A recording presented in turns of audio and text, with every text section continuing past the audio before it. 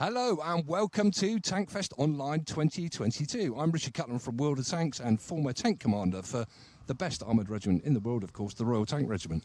And I'm Richard Smith. I'm the director of the Tank Museum here in Bovington in the south of England. And the Tank Museum is really the home of the tank. We've got everything here from the very first tank ever all the way through to vehicles which are in service around the world at the moment.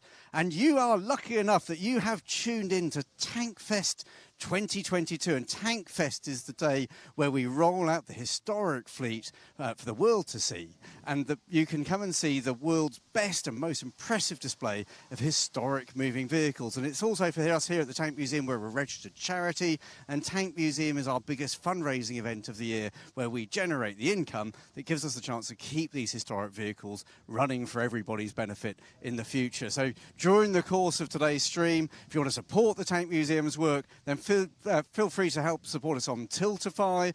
You can support us on Patreon. You can subscribe to our YouTube channel. And of course, if you want to get some goodies, you can buy things from our online shop.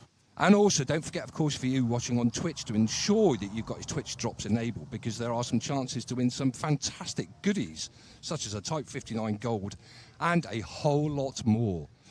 As far as the rundown is concerned, so settle in for the next 3 hours with myself and Richard. We're doing various things and bringing you various excitement things to TANKFEST this year. We've got the live vehicle displays. Now, of course, me and Richard were saying we are live here, as you can see, with the Q8 arena in the background at the moment.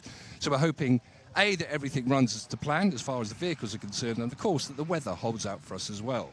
So we've got vehicle displays. We'll be dipping in and out and showing you the best of the arena displays. We've got videos from museums around the world again. And we're also going to get a chance to see me. A couple of weeks ago, the museum were kind enough and generous enough to let me loose on 3 Cold War icons. So more about that later on. But first, let's explore the Tank Museum site. And earlier today, Richard was exploring the Tank Museum and the TANKFEST arena, and he was having a look at the Tank Museum's, the TANKFEST Living History area. Away from the arena are the living history encampments, and they're particularly popular with the visitors, where you can get a chance to actually look at the uniforms and the equipment that made up these incredible reenactment groups. And I'm joined today by Nick Wilson from the 29th Infantry Group. I hope I've got that right, Nick. Infantry Division, Richard, but I was close, close, wasn't I? So, Nick, the whole idea here, for you, firstly, my first question would be, why the 29th Infantry Division Group? So 29th Infantry for us was a very easy decision. We are a group of guys that are mostly based in Bournemouth and Poole. The 29th Infantry and our colleagues in the 1st Infantry Division did all their training for D-Day in Dorset, Devon and Cornwall. So it's very close to the populace and close to the hearts of the people here. We get to talk to a lot of the veterans, but equally on the home front, people that actually remember the Americans arriving, what it was like and how it changed their villages, and then more importantly, the absolute silence when they suddenly disappeared one night, never to be seen again. So how did you personally get into reenacting in the first place then? Well, I was always into toy soldiers and models as a child. It was a natural progression. I did army training back in the day. But yeah, for me, it was about keeping the history of something as magnificent as this huge event, mobilizing for the Normandy invasion. So yeah, fantastic. And again, as I say, to be local team, it was just amazing. Can you take us, yeah, of course, a quick brief tour through the encampment? So what you see today is a sort of cut down version of a battalion CP. We have our mess facility here. You can see them starting to prepare for dinner now. The mess hall where the guys are currently cleaning weapons, and then over to your left here is effectively a recreation of what would a battalion CP would look like. And how important to you is accuracy for all of this? Oh, it's massive. For us, it's all about getting the authenticity right, because the world really wants to understand what it was like to see this equipment. We don't want to sort of lead them astray in terms of sort of getting modern stuff. This is all authentic equipment. And I'd imagine probably most of the questions you get from the general public are about the arms. Yeah, you're absolutely right, Richard. Yeah, everybody's interested in the guns. We live in a PC gaming world where they've all seen them on all sorts of games. But the reality is most people have never got to see them up close and personal. We give them the opportunity to see these things in the flesh, and they get to touch them. We're very liberal about how we actually, under supervision, of course, but yeah, so they actually get to experience the weapons firsthand We can see a few around here. I mean, what would you say, I mean, perhaps the most interesting or the most asked about, most discussed? Well, obviously the guns are very important. Everybody wants to see the Thompsons and the Garands and the carbines, but this Bangalore Torpedo always starts a conversation because it's one of those rare bits of equipment where people have heard about it, they've seen it on Private Ryan, nobody really understands the concept behind it and how it came to be and what it was for. And basically this is a beach obstacle defense clearing, so you work through clearing the barbed wire. It came up at short notice. It's basically a big steel pipe full of TNT. You screw them together, you put a deck cord up the far end, you light it, it's very robust, bang, it's very agricultural, clears the defences, and then the troops could go through that breach defence. I was going to ask, what's on the menu? It's always a secret, but I've been led to believe that it's going to be something very pleasant. And if anybody is interested in getting into reenacting themselves, what's the best process that they can go through? So there's all sorts of routes into us. We have a website. Most of us have got business cards. We'll always welcome the conversations that we have with the public. We're always inviting new members into the team. We're one big community. Brilliant. Nick, thank you so much for your time. Thank you for everything you do, keeping history alive. Thanks very much, Richard. You're watching TANKFEST live from the Tank Museum here in Bovington in the south of England. That was a segment about our reenactors here at TANKFEST, a really important part of the show here every year. Richard, what was it that particularly caught your eye in the reenactors area this year? Do you know, for me, it's always about them year on year, is the attention to detail is absolutely fantastic. Extraordinary. I asked a bit there about the mess hall that they'd set up in there. They would even try and recreate some of the menus that they would have back in the day. So quite incredible, really. The commitment to authenticity is tremendous. And actually, when you come to TANKFEST, they're tremendous at engaging with the public. They really want to explain what they're doing, where the equipment comes from, how it's used, in a way which most people never get a chance to see. And I think, of course, it's dynamic the way they do it. It's not stale, the information. So as well as, having the information themselves and talking about it, they can actually show you the information as well, which is great. It is fantastic. Terrific. Now, we were talking with Richard a little while ago, and we discovered that it had been something like 30 years since he last drove a Chieftain tank. So we decided that we should put this right. And here is the first of our exclusive Tank Top Gear videos.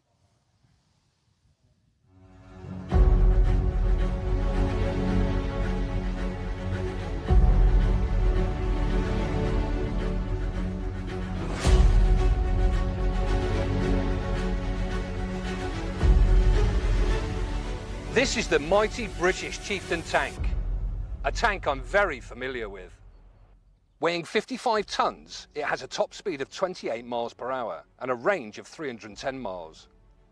A Cold War creation, it was specifically designed to counter the threat posed by swarms of Soviet tanks that sat waiting across the East German border. Therefore, its design erred towards defensive usage, prioritising armour and firepower over manoeuvrability. It entered service in 1965, replacing the successful Centurion as Britain's first main battle tank, until the Challenger 1 was phased in during the 1980s. The low silhouette of Chieftain made it ideal for hold-down firing positions, where it would be hard to spot and hard to hit. The frontal armour was thick too, with a cleverly designed turret offering unrivaled protection for its time. But perhaps its best feature was its gun.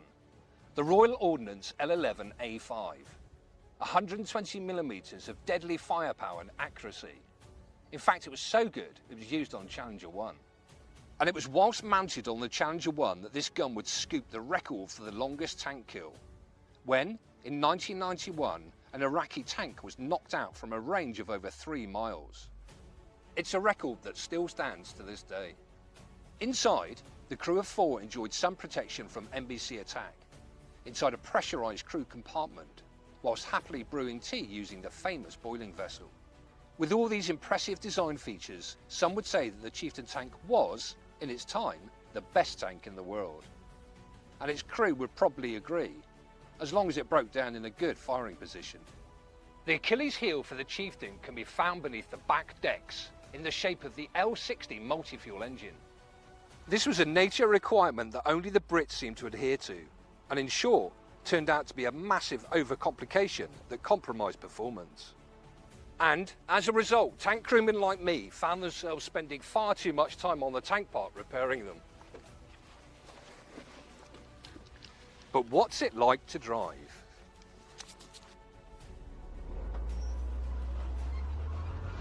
So here we are now, driver's cab of the Chieftain. I'm feeling super old as it was some 38 years ago that I trained to be a driver in this vehicle.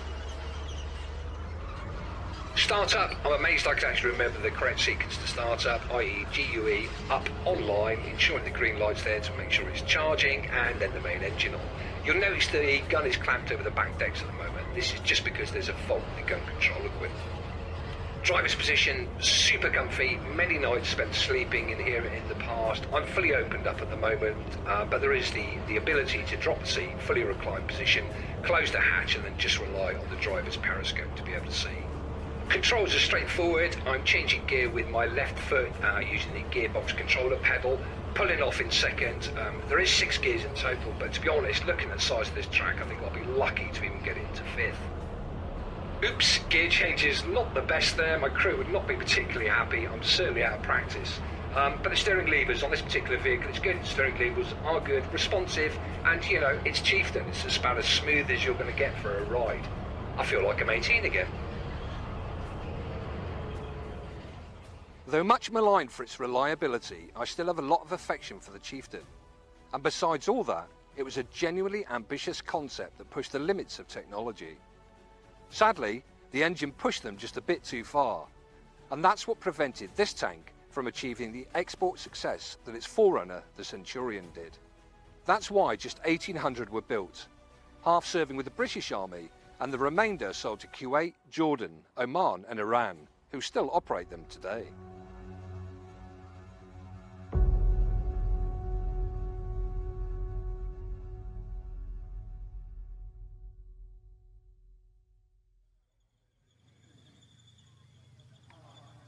Welcome back live at TANKFEST 2022, where the Second World War looks like it's just kicked off again behind us here in the background. So you might hear a certain amount of gunfire, which is probably not aimed at us at all. But Richard, first time behind the tillers and the Chieftain in 30 years. How did it feel? Yeah, to be fair, it was a few more than 30 years, Richard. I didn't want to give away my age there. It was fantastic. And I think for me, what was quite surprising was, I mean, your guys were great to start with, but getting in there and actually remembering the sequence, the startup procedure. So it was a wonderful experience. And obviously, I've got a lot of love and affection for Chieftain. Was it one of those where you found your hands going to the right place, but you didn't know why? Absolutely. And the only embarrassing thing was that, I mean, you clearly see on the video some of my gear changes. If there had been a gunner in there, he would not be happy at all. A little bit ropey. A little bit rusty, yes.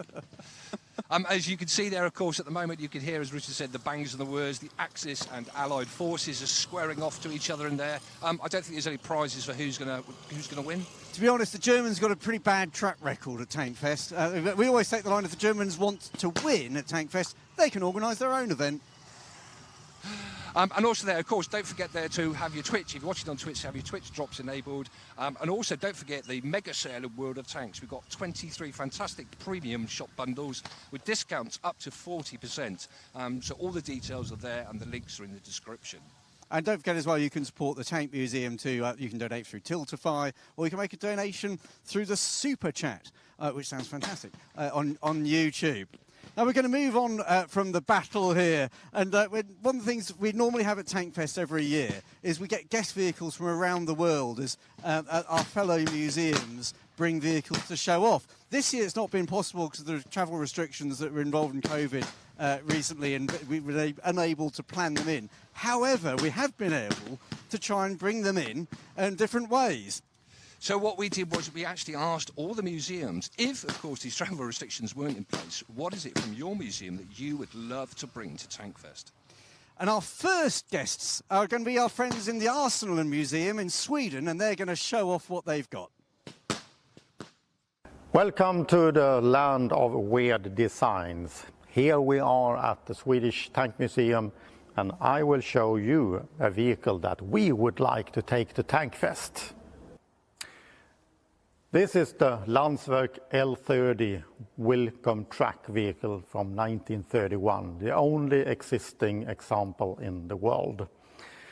And this is the result of an idea from many countries to find a solution on the problems they had with bad reliability and low speed on tracked vehicles.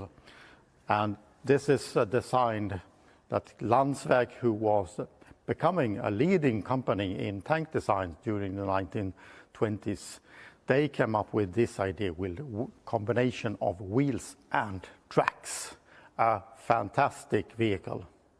This prototype is the only one ever built. It has a crew of 3 to 4 and 14 millimeters of armor.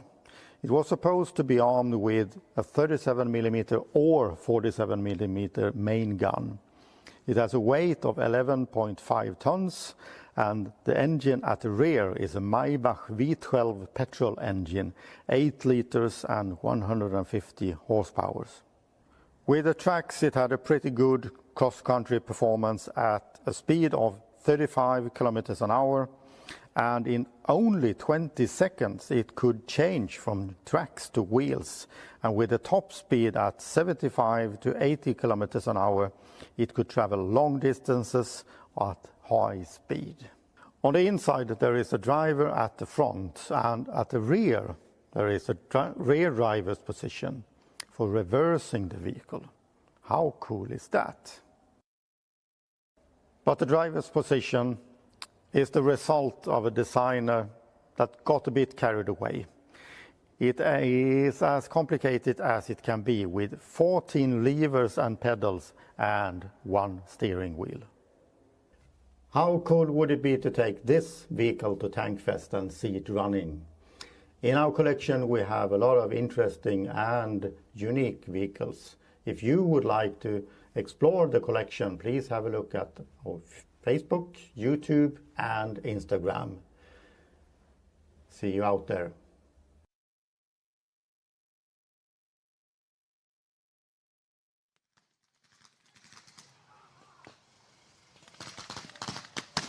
A massive thank you to Stefan and his team there from the Swedish Tank Museum in Arsenal, and what a beautiful museum it is. I've been fortunate enough to be there a few times now, and I absolutely love it. It's a terrific museum, and actually in a lovely part of the world over there as well. And if you go to that museum this year, you see a tank museum vehicle. They've actually got our Porsche Turret King Tiger is on loan to them for the whole of this year.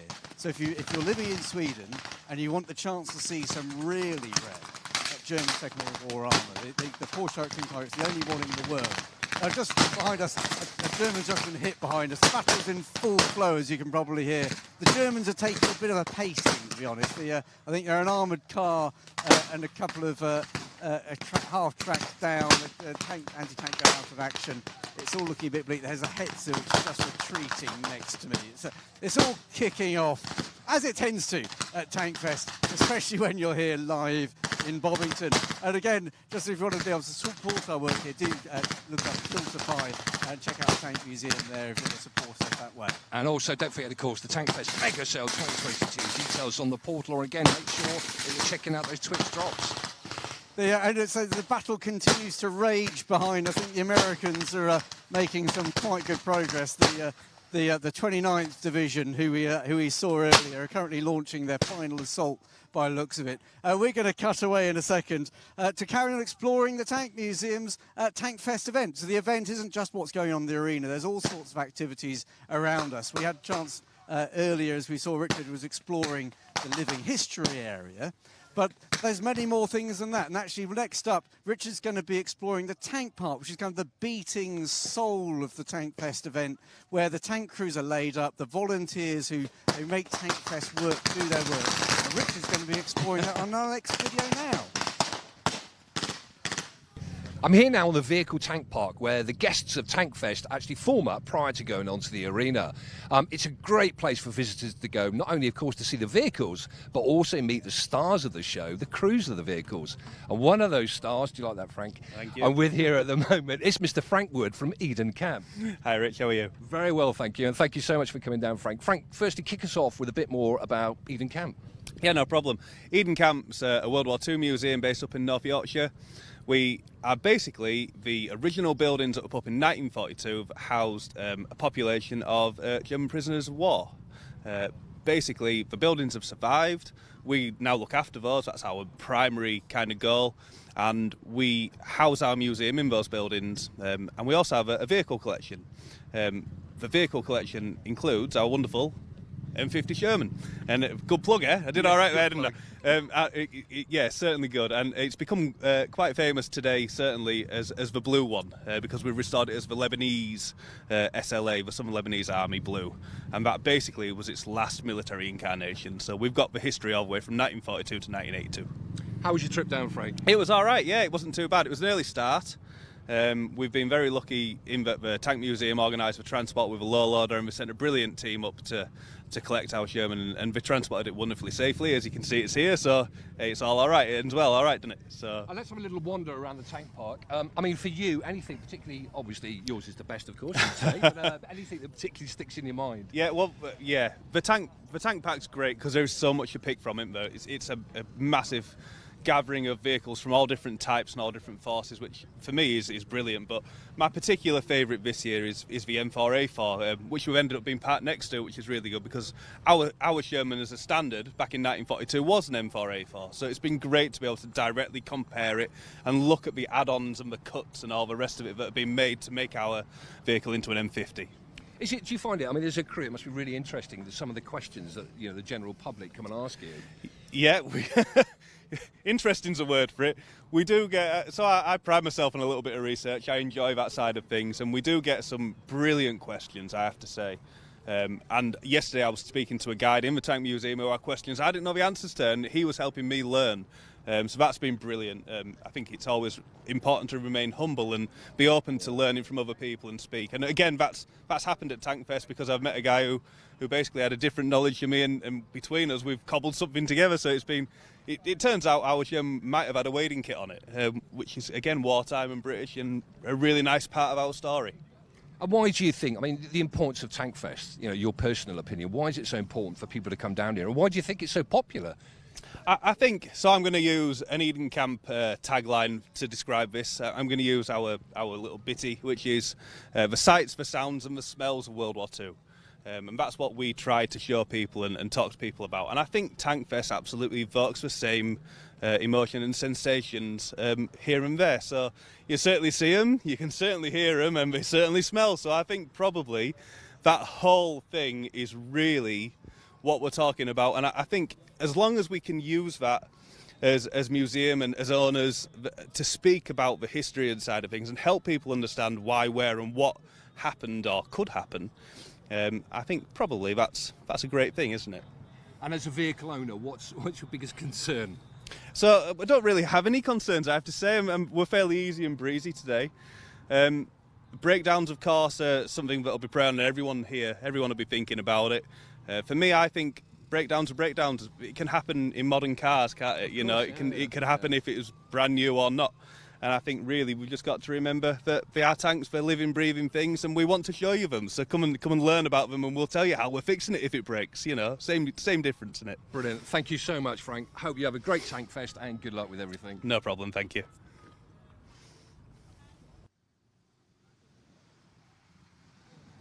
We are live at TANKFEST 2022, and that was the Tank Park, which is really the centrepiece of a lot of what happens here in terms of this living display of moving historic armour. As you can see, we give everybody a chance to actually have a walk around the Tank Park itself to see what's there and to speak to the crew. And what stood out for you there this year, Richard? I think, I said the Tank Park is, and I said to you before, my favourite place of the whole of TANKFEST, to be honest, because it's just where you get an opportunity to meet the crews. I'm not going to say a favourite because I'll be probably beaten up by various people who own the vehicles. But it was a great selection there. And again, for the people to come up there and talk about their particular vehicle, the history behind it, and a lot of them, of course, give you the opportunity to have a look inside as well, which is very special for any visitor.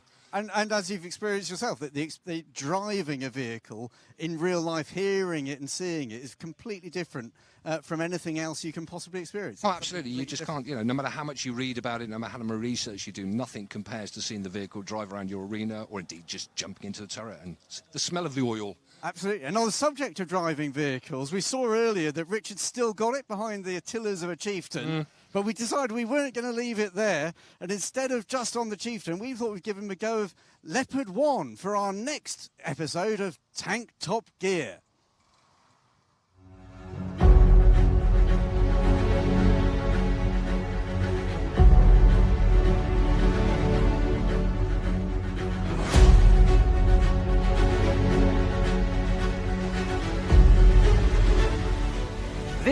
is the Nimble Leopard 1.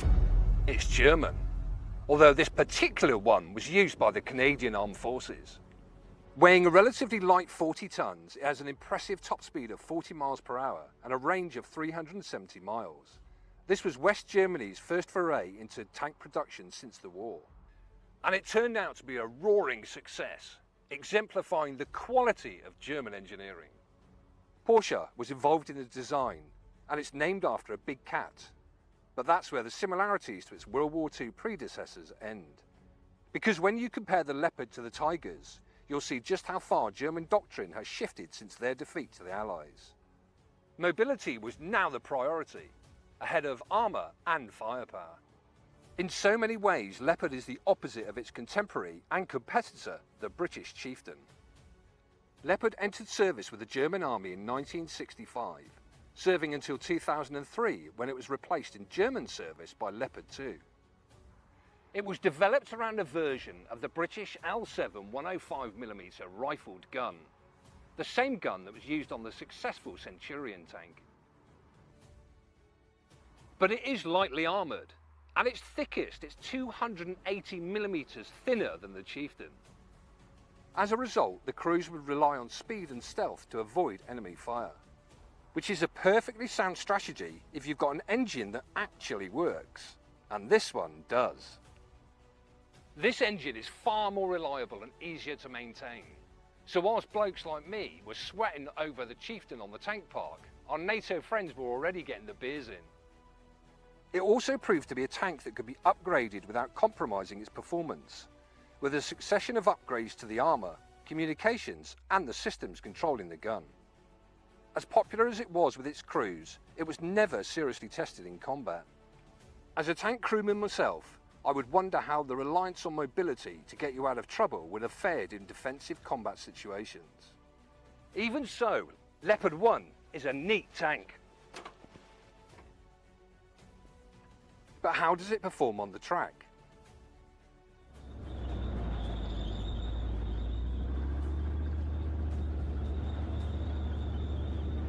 The driver's cab is really together.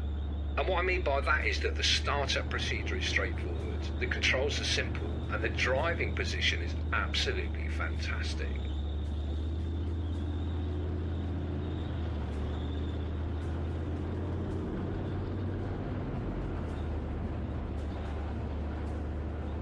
Now straight away, the big difference for me is I'm driving with no steering levers like I'm used to, but I've got this control lever directly in front of me. Now this is great. I think I did say the Chieftain steering was responsive. Well, I might have to withdraw that comment, as this is considerably better. It's almost a little too good. It takes a little bit of time to get used to, because you have to be quite careful. The first few turns you can actually oversteer, and it does turn the tank quite sharply. But again, this is nothing. After a few laps of the track, you can certainly get used to this pretty quickly. The automatic gearbox, dead straightforward, neutral into drive, foot on the accelerator, and away we go. The ride is smooth, it is fantastic, it's an absolute pleasure to drive. The only thing I wish for this vehicle is, A, I had more time, and B, that the track was considerably bigger. It was a great export success, and I can see why. It's comfortable, light, nimble, and quick. It's almost fun to drive. Around 6,500 Leopards were built, serving with over 15 different nations, and several hundred are still in service today. Many nations that had previously operated Centurion opted for the Leopard instead of Chieftain, because despite having less armour and less firepower, it was quick, packed a punch, and crucially, it worked. Now you've seen how the Leopard rides in the arena, why don't you take it for a spin yourself in World of Tanks?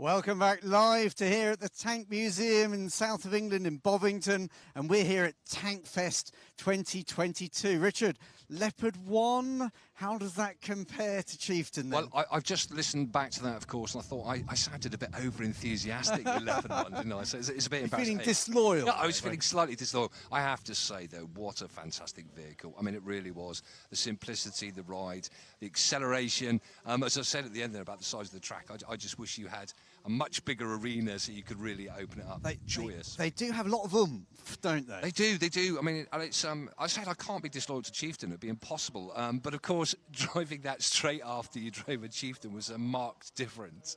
So we're really fortunate. We've got a terrific collection of Leopard 1s here. We've got those. We've got 2 Canadian ones, which are great. They came to us about 2006. And we've also got a German one, and we're really looking forward. Actually, we're in the process of acquiring an Australian Leopard 1 as well, which will be another experience altogether as well. And it's not just that you can hear the noise of the engine, can't you? It's just such an impressive engine noise as well. There's just everything about it. But again, I'm getting far too over-enthusiastic about a Leopard 1. They do. Although they were built with that wonderful feature that Chieftain never had, which we call starting. Of course, but of course, I mean, we're not talking. We were just looking at driving. We're not talking about the main armament and everything. And of course, Chieftain arguably did have the best main armament on that particular era tank. Best tank in the world if it broke down in a good firing position. Yes. As we said, we are here live at TANKFEST 2022. This is the Tank Museum's big fundraising event of the year, so you've got the opportunity to support us through Tiltify. Similarly, on World of Tanks, there's Twitch drops going on throughout the day. But our next segment is building on a pattern we've had so far, where we've been inviting our friends across the world to send vehicles to TANKFEST many years. This year, they weren't able to bring anything, but we've asked them each to do a video about if you could have brought a vehicle to TANKFEST, what would it be? In our next visit, we're heading off to North America, to the US Armour and Cavalry Collection in Fort Benning. Hi, I'm Rob Kogan. I'm the curator here at the U.S. Army Armor and Cavalry Collection at Fort Benning, Georgia. The Armor and Cavalry Collection serves as the historic teaching collection for the U.S. Army's Armor School, teaching all American tankers and cavalry scouts the history of their branch, as well as the technical developments of the equipment used. So when the Tank Museum asked us to present a tank for TANKFEST Online, there's a lot that come to mind. Vehicles that capture the imagination, that are almost larger than life. Vehicles like this German Tiger II behind me here that fought in the Battle of the Bulge. But today we're not going to talk about the Tiger II. No, we're going to talk about an American tank that was developed at the end of World War II, that was designed to actually kill Tiger IIs, to kill King Tigers. And that American tank is the T-29 heavy tank. By mid-1944, the U.S. Army already had the M26 Pershing tank, as it would be known, already developed. But the Pershing had only been designed to take on Tiger Is and Panthers. By the time the Allies are going in through northern France, we're starting to see the King Tiger, or Tiger II, already starting to make an appearance. And there was already concern in the U.S. Army, what if we have to fight more of these heavy German tanks as we go further into the Third Reich? And so, starting in September 1944, the Army puts out a call for a new heavy tank, and that's going to be designated the T-29. So the T-29 should look pretty familiar for most fans of American tanks. The hull is actually just in a large M26 Pershing hull. They lengthened to accommodate 8 road wheels. And then finally, the track, while it's the same steel T-80 track initially put on the first Pershings, it's now been extended by adding extended end connectors, or duckbills, often referred to in history, to give it a wider surface area and better flotation. Propulsion was provided by the Ford GAC V12 engine, which gave it 770 horsepower at 2,800 RPM. The armor thickness on the front of the hull is actually the same as the M26 Pershing, only 4 inches of steel. The front of the turret is 7 inches thick steel. Looking at the gun shield here, it goes from 7 inches to 11 inches of additional steel. Now, the most important feature of the T-29 heavy tank is, of course, the T5E1 105mm main gun, designed to give it that edge over heavy German tanks. While the T-29 would never see actual combat surface and was only built in small numbers, it's important to note that it and its test variants would have dramatic effect on later American designs, including the M48 and M60 family of tanks.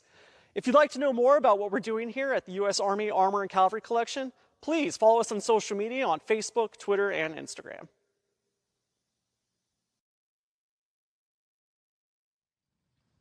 You're watching TANKFEST Online 2022. What a fantastic collection they've got there, Richard. They have got some nice stuff, haven't they? We were really lucky a few years ago. We did a display of Tigers, and we had 4 of the 6 variants here as well. One of the ones we were missing was Elephant, and a conversation with my opposite number in the US got the Elephant coming our way, and actually adding something to the lineup.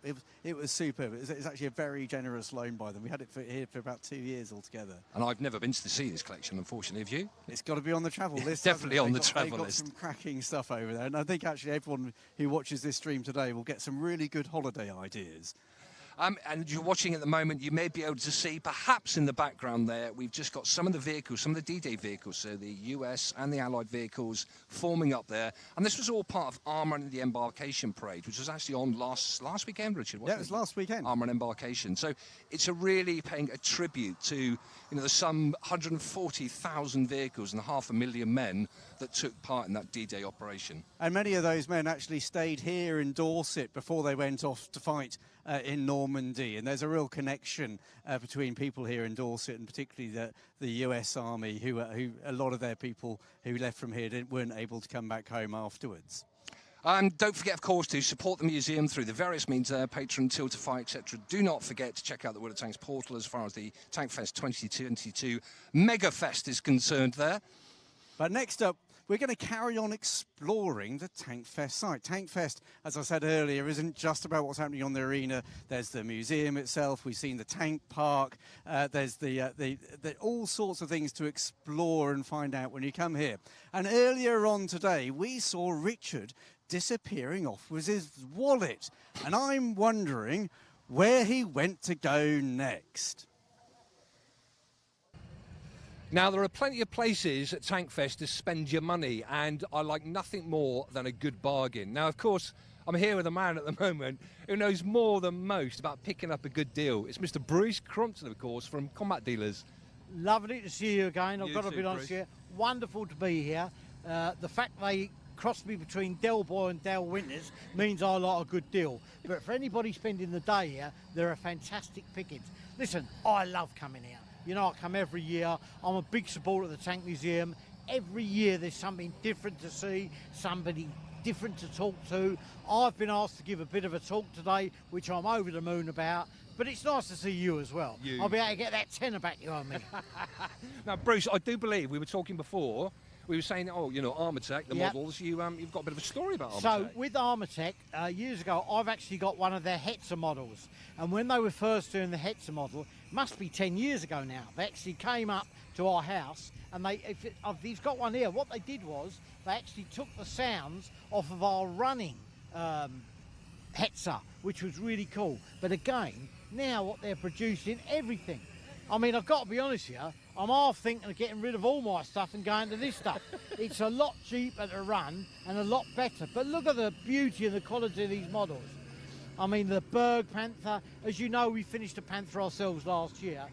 And believe me, that was a lot of work. But I think I'd rather have one of them. Doing that Panther, it broke the floor of my workshop. But it's just great to see these people doing a display on all these wonderful models they're doing, you know. Hopefully, if I stand here talking long enough, they might present me with one. No. Bruce, I mean, the whole collecting thing, how did you first get into it? Right, for me, look, I've told the story many, many times. I've always been interested in military history. It is my passion. I've got to be honest, it's my passion. So 11 years old, I've been into, and I used to walk home past a guy's house, and at the bottom of his garden, he had a greenhouse with a German helmet with daffodils coming out of it. The last day I was at my primary school, I thought to myself, go and ask. I banged on the door and I said, he went, what are you talking about, mate? I said, do you want to sell it? I didn't have a tanner, right? And he came back and he said to me, there you go. And he tipped the daffs out and he gave it to me. That started me.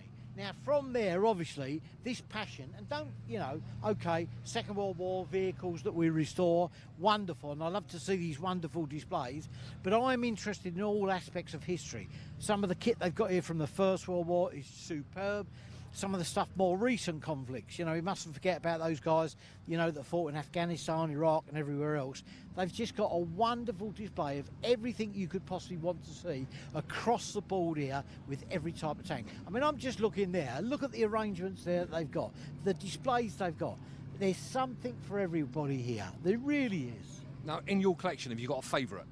I've got to be honest here, of my vehicles, it's probably still my Svinwagen, which is a German amphibious Jeep. Now, I got that in about 1985, and I got it from France, and it came from a monastery, and it's being used by the monks to go and get their groceries. And that's the first. I've still got that. It still runs beautifully. I'm really proud of it. It's probably my favourite vehicle. We've got a lot of bigger vehicles, obviously. You know, we've restored Panthers, we're doing Hetzers, we're doing 251s, we're doing all kinds of things. But I've got to be honest with you, my passion has always been my Svinwagen. And to finish us off, Bruce, I mean, why should people come down to TANKFest? Why should come down here? Because you don't know what you're missing. This place is the most fantastic place to bring anybody that's interested in military armour. It's the best tank museum in the world, and a wonderful day out for everybody and their family. Brilliant. Bruce, thank you so much for your time. Have a great weekend. My pleasure. Give us that tenner. How's that? We're here live at TANKFest 2022, and that was Bruce Crompton there of Combat Dealers fame, a great friend of the Tank Museum over many years. So, Richard, did you manage to find the wife's birthday present there today? I think, Richard, I told you, I brought the wife. The last time was a pair of the Tank Museum shop slippers, the Tiger One slippers. How did they go down? Put it this way, not particularly well. For our anniversary, I bought my wife, we've got these great ice cube moulds, and one of them's in the shape of a hand grenade, and I gave that to my wife for an anniversary present. Didn't go down well, nearly as well as I'd expected. So, but I mean, wasn't it lovely to catch up with Bruce? I mean, he is an absolute, I mean, not only a font of information and knowledge, but what a genuinely really nice guy, and the stories he tells are just incredible. And actually, the Bruce you see on the TV is the Bruce we see here regularly at the Tank Museum. Absolutely, that is him. There's no airs and graces. He's not trying to be someone else. That's Bruce Crompton through and through. He's a tremendous friend of the museum. And for those of you watching, you can still see at the moment got the vehicles on the invasion days, the armour and embarkation parade going on there in the background. And of course, Weymouth and Port, very significant, the local area for D-Day. Yeah, this is where the Americans sprang from to go. And then actually even around here in Swanage, for instance, where there are American units based, there's still graffiti from American soldiers in some of the guest houses. They found some recently in some lockers and some walls in guest houses where these guys were leaving their mark. In a very similar way, actually, the previous war, it was all Australians. 120,000 Australians went through Dorset in the First World War. Now, we're going to move on to carry on torturing Richard with various challenges, where we gave him a chance to get behind the wheel of, or get behind the tillers of a Chieftain. He's had to go a Leopard, and we didn't leave it there because having not broken either of those, we thought we would complete the Western triumvirate and give Richard the chance of the next Tank Top Gear challenge to try out the American M60.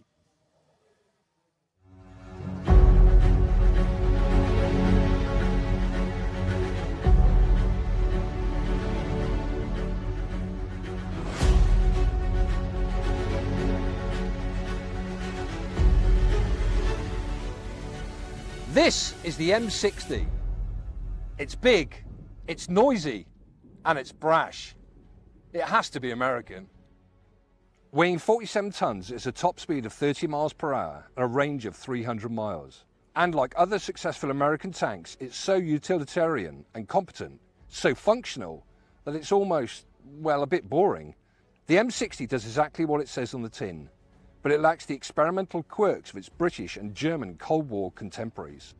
The reason for this is that unlike the Brits and the Germans, the M60 designers didn't sit down with a blank sheet of paper to redraw what a tank should be. The M60 is an evolutionary descendant of the M48, which is itself a descendant of the M46, which is a descendant of the M26, and it shows. The M60 entered service in 1960, becoming the USA's most numerous MBT during the Cold War years. Over 15,000 were built by Chrysler, and they would be used by over 25 other nations, with many still in service in Egypt, Turkey and Saudi Arabia. The key differences between the M48 and the M60 are specifically a bigger engine in the shape of the Continental V12 twin-turbo diesel, and also a better gun in the form of the British L7 105mm, as fitted to the Centurion and the Leopard 1. But surprisingly, there weren't any great improvements in armour thickness, at least initially. At its thickest point, the armour is 102mm, which is some way short of the 350mm boasted by the Chieftain. But this is another one of those designs with enormous capacity to be modernised and upgraded, and there have been a range of improvements applied to enhance mobility, armour protection and its weapon systems. The first nation to use them in anger were the Israeli forces during the 1973 Yom Kippur War, where they performed well against the Soviet-built T-62. The US would deploy them in significant numbers during Operation Desert Storm in 1991, where they successfully took on the T-72. So don't get me wrong, the M60 is a decent tank. Its long service and combat records speak for itself. It just wasn't as groundbreaking as the Chieftain and Leopard. Let's see how it compares on the track.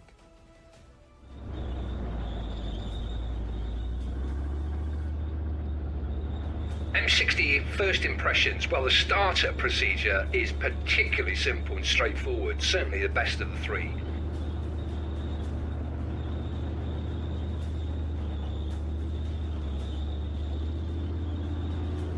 Gear changes, semi-automatic gearbox, low and high ratio. I'm not that optimistic that I'll get into high, but maybe on the straight I'll certainly give it a go.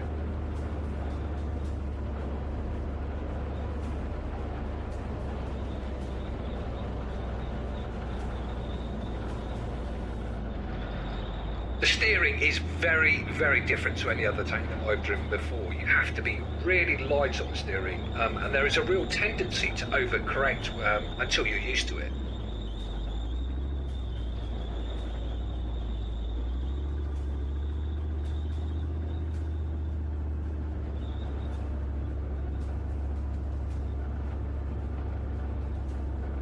All in all, you know, what can I say? It's a really functional vehicle.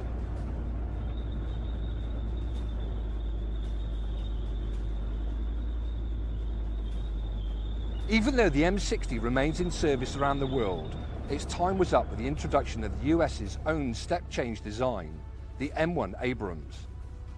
The M60 is a great example of how a progressive system of upgrades can keep a weapons system viable for half a century. And when I say it's a bit boring, I suppose it's only boring in the same way as Sherman is boring. It's a tank that effectively and competently does the job it is designed to do, for which there aren't any major complaints. So if you want to take control of an M60 yourself, check it out in World of Tanks.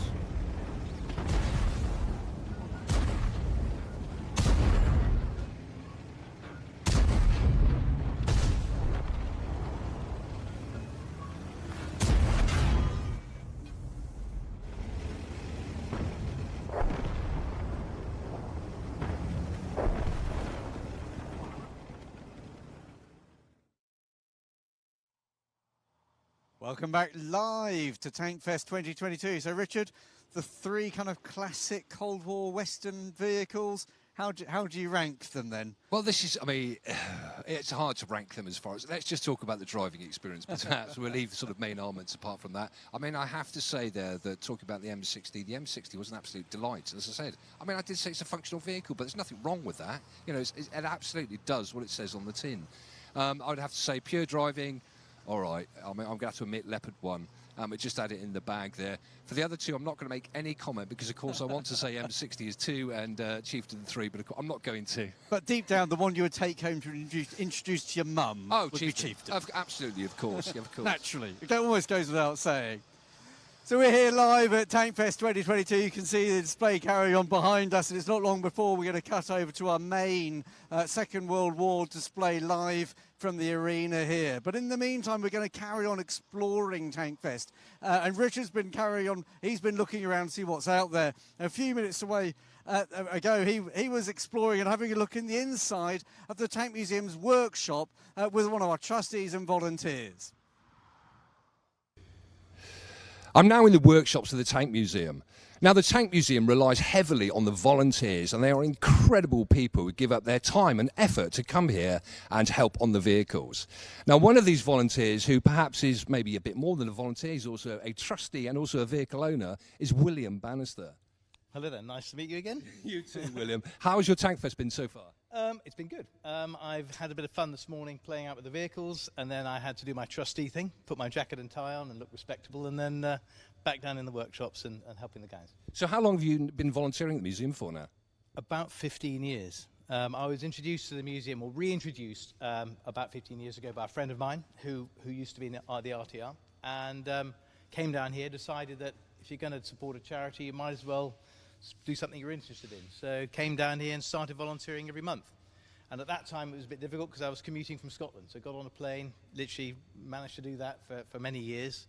And then actually I've now moved more locally to the museum, as well as doing other things, of course. And of course, like I ask everybody, what is the passion about tanks? I don't really know. I always liked them as a boy. Simple as that. You know, boys like trains, planes, dinosaurs. Tanks just seemed like great big dinosaurs, and I was just really interested in the history. And as you get older, you get interested in the military history, what people have done, all the sacrifice, all the things that we now look at as sort of important historical moments, and also the engineering side. So it's got it all really. And what's great being a volunteer over many years, and now I'm doing different sorts of volunteering as well, is just meeting lots of people. As I think we said, this is one place where you can feel normal because everybody's the same and everybody else is strange because we all like tanks. Now, you are a vehicle owner, of course, as well. Your choice of vehicles? It sort of happened because I started volunteering, then we wanted a volunteers project and managed to hear about the Stuarts that came into the country a few years ago from Brazil. So I've got my first tank is an M3A1 Honey, made in May 1942, and that's been restored and lives here at the museum.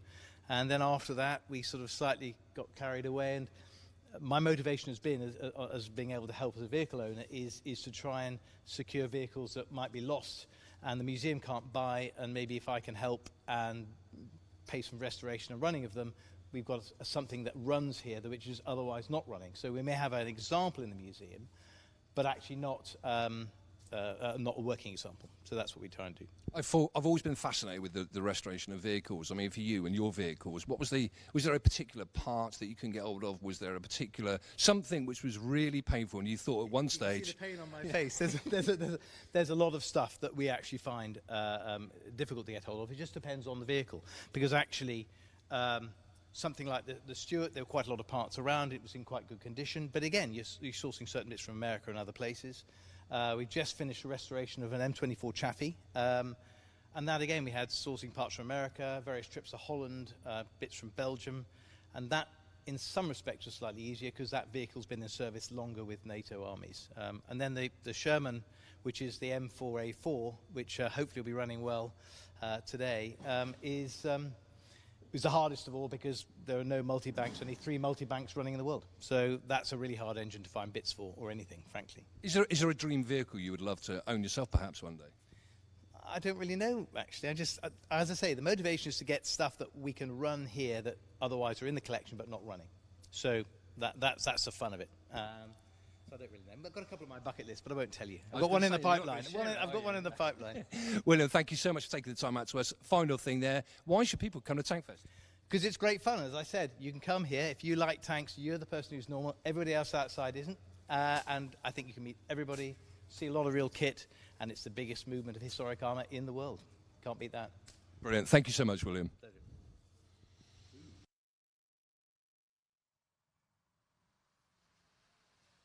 Welcome back to TANKFEST Online 2022. Massive thank you, of course, to William there for spending some time with us.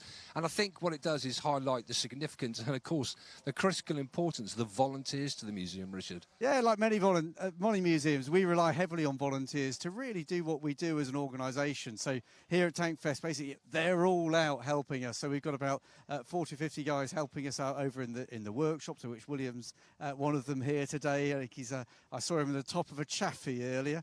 ALPACA. And we've got a host of volunteers helping on guiding, on ushering visitors, on checking tickets, in almost every function. They really play a completely key role in what we do. And as far as I mean, obviously William is a particularly, I mean, not only volunteer, trustee, but also a vehicle owner. The vehicle owners, I mean, it's sort of, do you refer to it as a long-term loan or something when the vehicles come here? It depends. So there's a number of vehicles who actually effectively live here at the Tank Museum. So actually William owns a number of vehicles which stay here, and actually we use them regularly in displays. But equally, we engage very heavily with a lot of the private owners, because they don't often get a chance to show their stuff off in public. And if you're going to own one of these vehicles, part of the joy of having it's like a classic car. You want it to be seen. Show it. Because that's part of the excitement of owning it. So everyone can say, wow, that's really cool.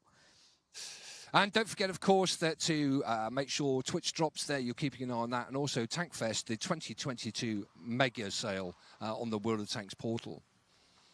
Please carry on, do support the Tank Museum through whichever ways you go, whether it's a Tilt-A-Fire, whether it's buying things from our online shop. Biggest seller in the last few years has been tank slippers, which are not the tank slippers. The tank slippers. I have my own pair. They are remarkably warm, and it's a great way, I find, to impress your teenage daughters, who give me the eye roll of love whenever I wear them. And I think you've missed out here. We should have obviously been wearing TANKFEST slippers when we did this. We probably should have been. I think it would have completed the look, as opposed to the kind of the second-hand Formula One look, which we're currently, I think, pulling off really rather successfully. Of course, Richard, first time back since obviously pandemic, all those problems there. I mean, what's it been like as a museum? To organise, I imagine quite manic. Yeah, it's been challenging on many levels. And anyone who's running basically like we are, it's essentially a tourist attraction, has had a pretty rough time over the pandemic. We were closed for almost half of a 2-year stint. But we've come back in good shape, and we're really pleased that we've been able to do TANKFEST in September last year, and we're back here in the sunshine in Dorset doing TANKFEST once again. And we're going to be cutting over imminently now to our main event in many ways of TANKFEST, which the centrepiece is going to be our Second World War armour display. And the commentator for this is the museum's curator, who many be familiar with from YouTube. He stars in many ways alongside David Fletcher, and it's our very own curator, Mr. David Willey. They have armour protection, they are given weapons, but in essence they're training tanks to get the German military up with the idea, this is what we're going to need and how we're going to learn the skills of using tanks. They've only made, don't forget, 20 tanks in World War I, so it's a new concept for the German military. And with the Panzer III and the Panzer IV, they're the tanks they want to build to go to war with. Now, Panzer III, that's going to be kind of like, as the British would call it, the cruiser tank. The tank that's going to go through the gaps made once an advance is started. Punch a hole in the front line. These are the tanks that go through the gap and have more mobility, supposedly more speed. Panzer IV is going to be helping punch that gap in the first place. They're given a short-barreled 7.5 centimetre gun. Now, we've been talking about the size of guns all day, 7.5 centimetre, the size of the hole at the end of the barrel. That Panzer IV was going to fire mainly high explosive shells with the idea so they can blast through positions, pillboxes, artillery positions, etc. And then this vehicle would come on behind, originally armed with a standard German 37mm anti-tank gun, but it's got its machine guns. They were just as considered as important early days for machine gunning, clearing the way ahead, and they would be the ones that go off and do the damage. Now, we all know the Germans, they put together their panzer divisions. They're starting to build these tanks in the later 30s. Hitler jumps the gun for the German military. He goes to war ahead of the game, and in 1940, about a third of those tanks that the Germans use invading France and Belgium and Holland, they're actually captured Czech tanks. They're ones that they've taken from Czechoslovakia and used those. 38T, 35Ts they're called. Now, our Panzer III that we're seeing rolling around now, the Germans, every time they improve on a model, they call it Ausführung A, B, or C. In other words, iteration or mark, we might call it A, B, C, etc.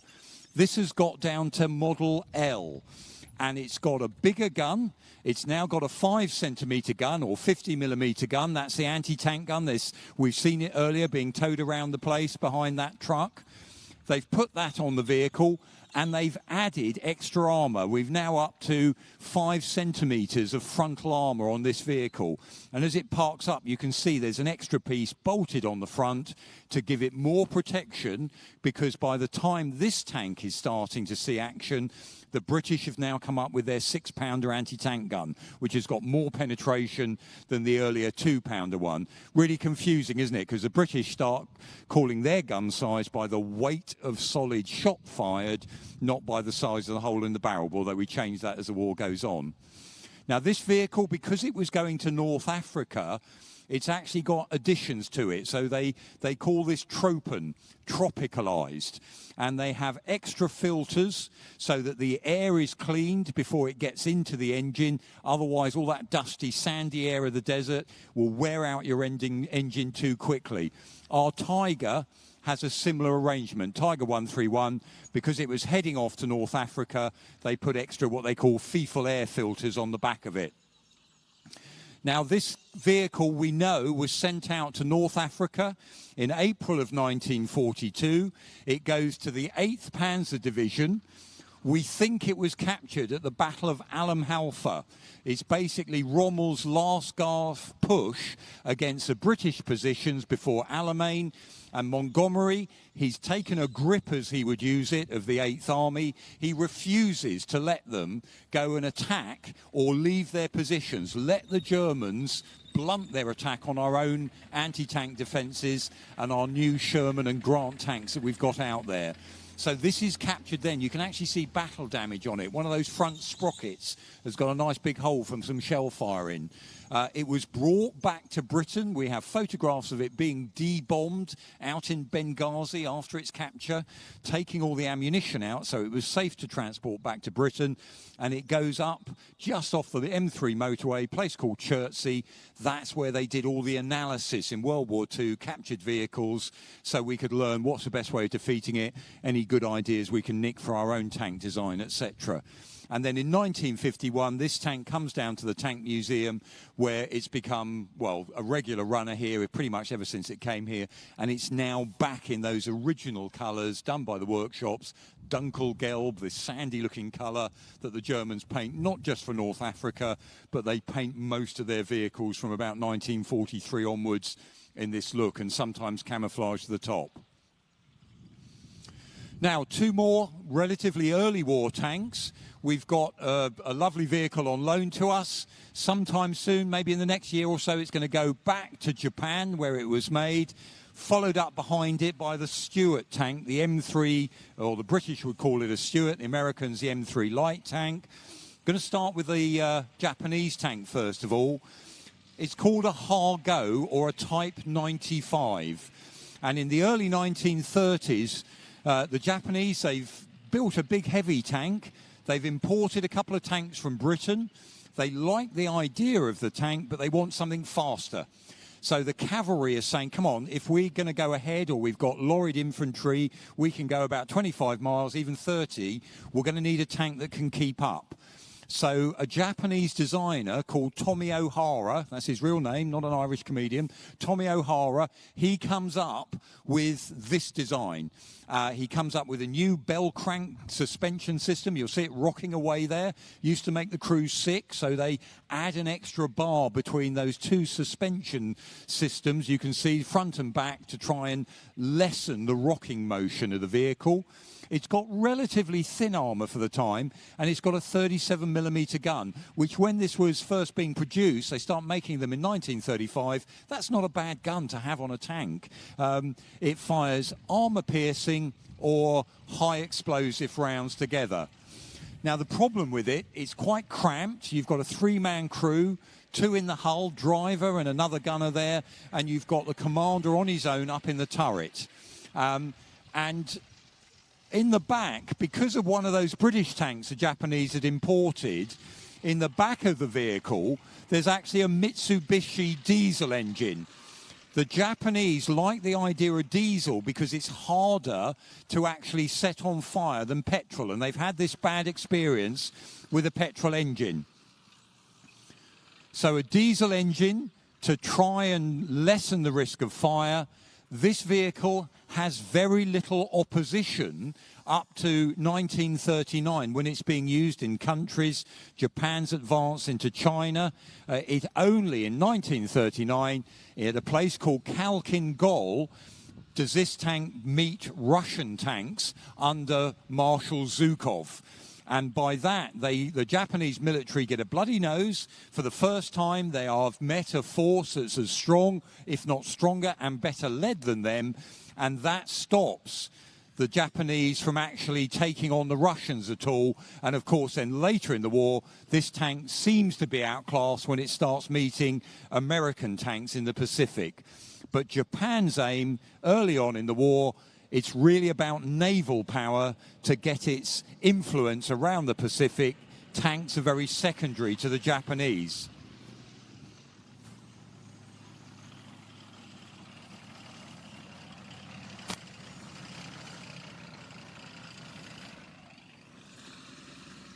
Now, the vehicle following up is the M3 light tank, designed in America.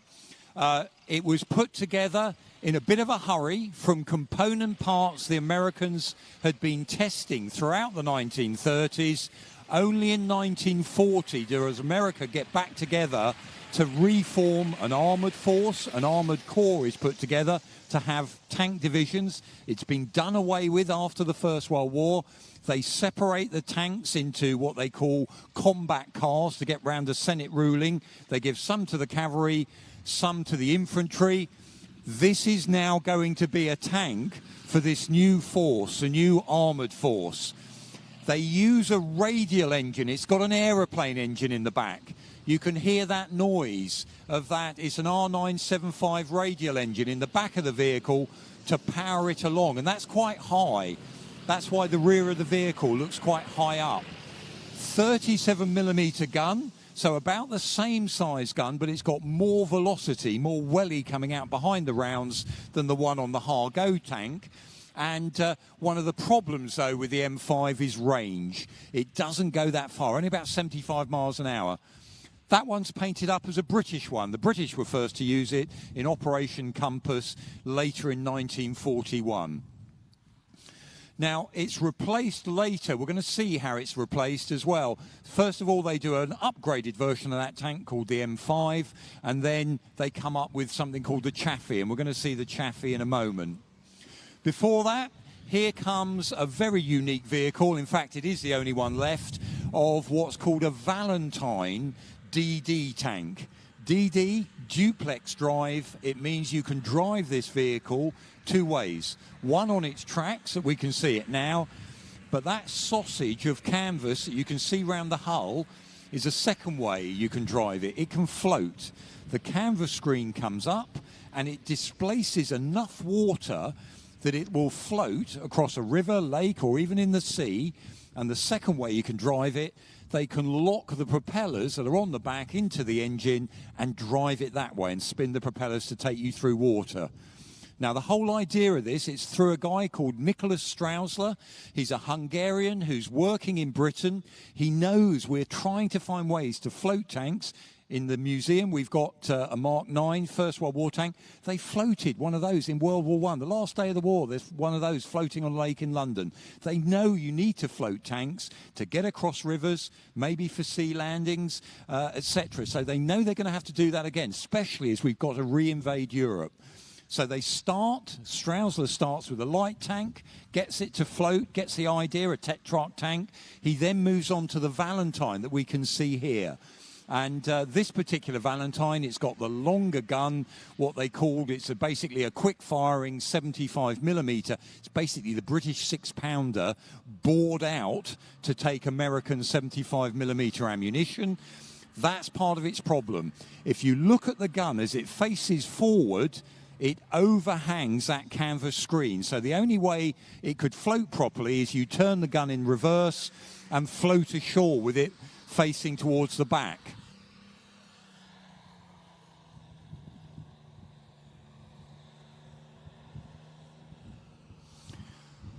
They test these vehicles. All the guys that are going to go ashore on D-Day are trained on these Valentine tanks. Just before D-Day, April 1944, down the road at Cutland Harbour, not far from here, they test some of these in fairly rough weather. Exercise smash. 6 of them sink to the bottom. 6 guys' lives are lost, only 1 guy who gets washed up. And some of those tanks are still there in Cutland Harbour. The British learned from this. Take the tanks very close to the beach. They were going to be launched 4 miles out on D-Day. Go in 2 miles, as close as you can. Take that risk of shell fire, launch them closer. Now on D-Day, of course, they use the Sherman DDs. We've got one in the museum. Their gun is shorter, so it can be facing forward. And the key thing there is they knew they wanted those screens to go down, and almost instantly they need those guns available for firing at the enemy positions on the beaches. That's why they needed the Sherman version, and they only use these for training. They're used for training to the end of the war. Some of them do actually see, they cross the River Po in Italy. They're used to bring up ammunition, etc. But this is the last remaining one. The owner, John Pearson, is there at the moment.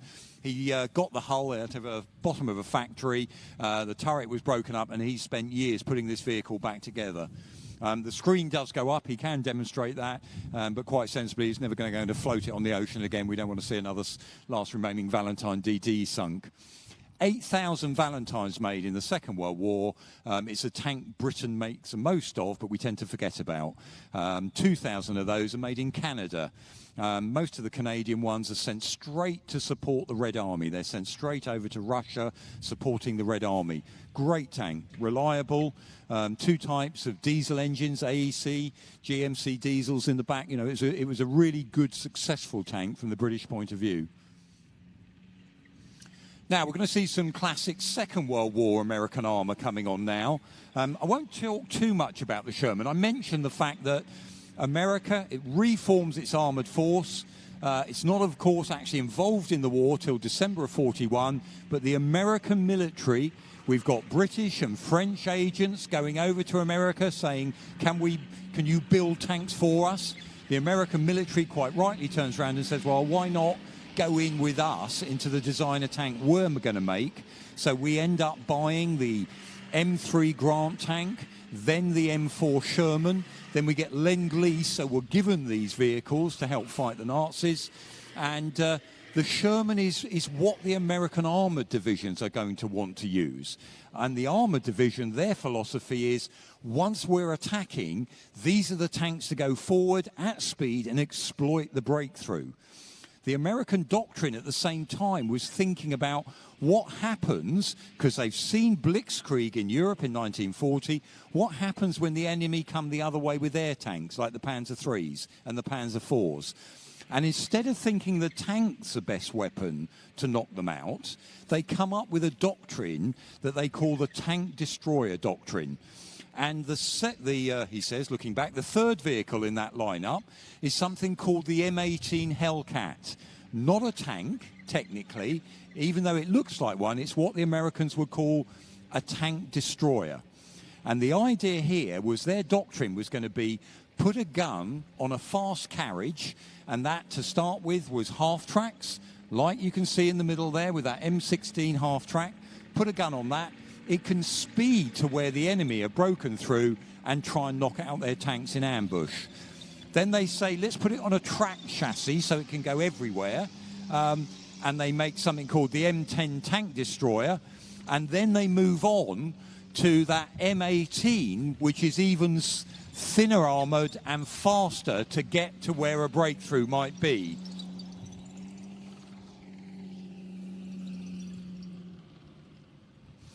Now, with that M18 Tank Destroyer, only half-inch thick armour, nowhere near as thick as on this Sherman tank.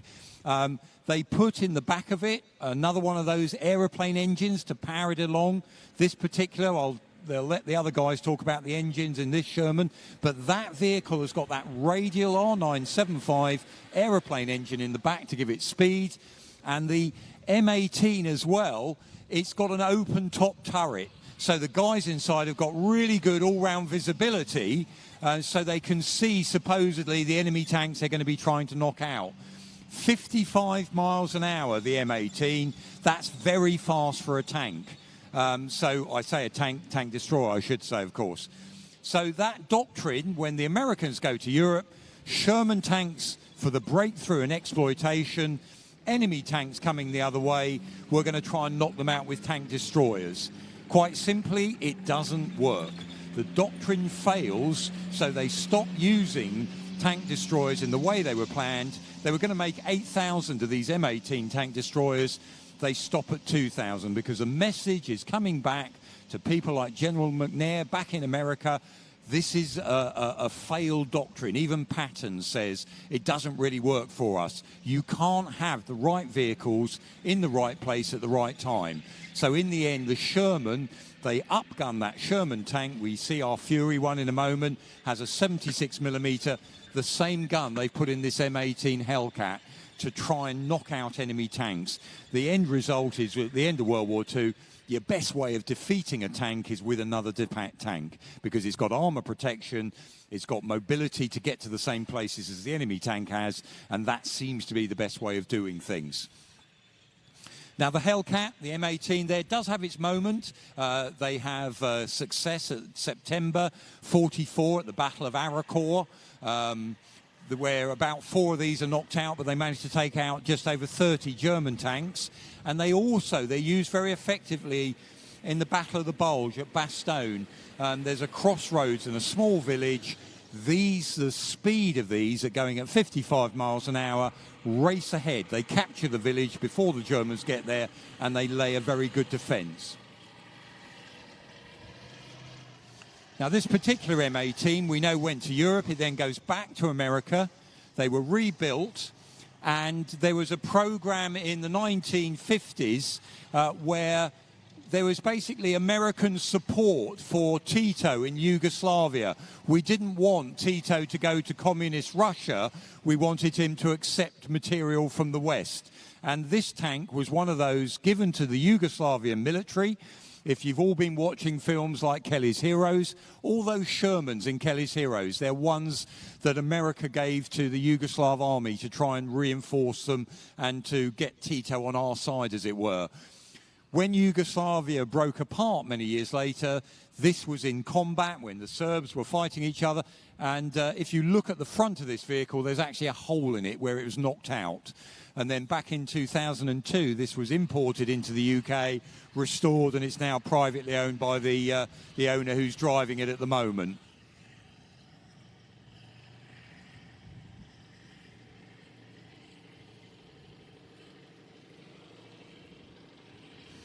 Now, there's a symbol on the side there, Tank Destroyer Command. That was based at Fort Hood in America.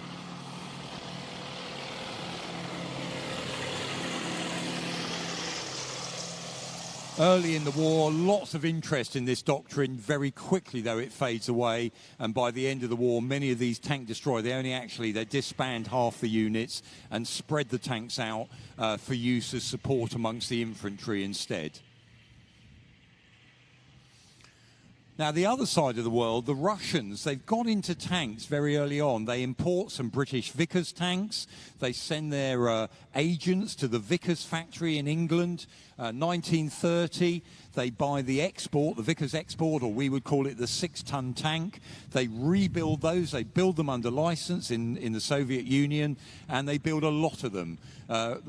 Soviet Russia is the one country that really builds a lot of tanks in the 30s. Most other countries are experimenting or seeing where the tank might go at that time.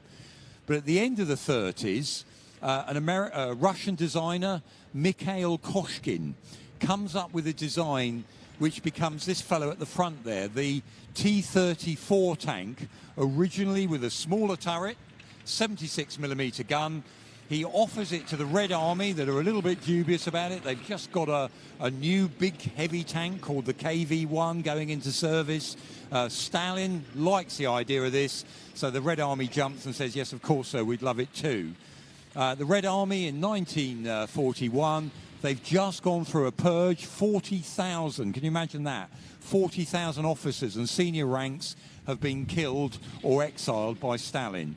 So when the Germans invade, they've got, the phrase was stumbling colossus, the Red Army, a massive army, but hardly any real leaders left to form a sensible defense or use tanks like the T-34 to their best effect. Now, they move the factories out the way of the advancing Germans, and that's when the Russians start learning, actually, the things we're putting on tanks you don't really need in combat. Let's simplify the design. Let's remove things that are unnecessary, because we're going to need lots of tanks to replace the literally tens of thousands they lost in the original German invasion.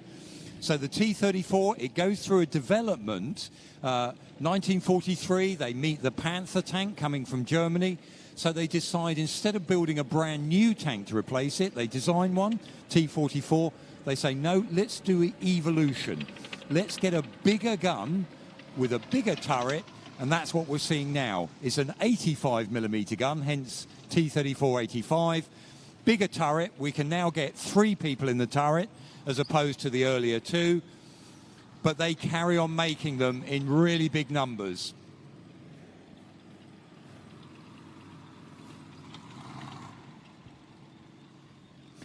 Now, by the end of the war, they reckon about 70,000 T-34s have been built.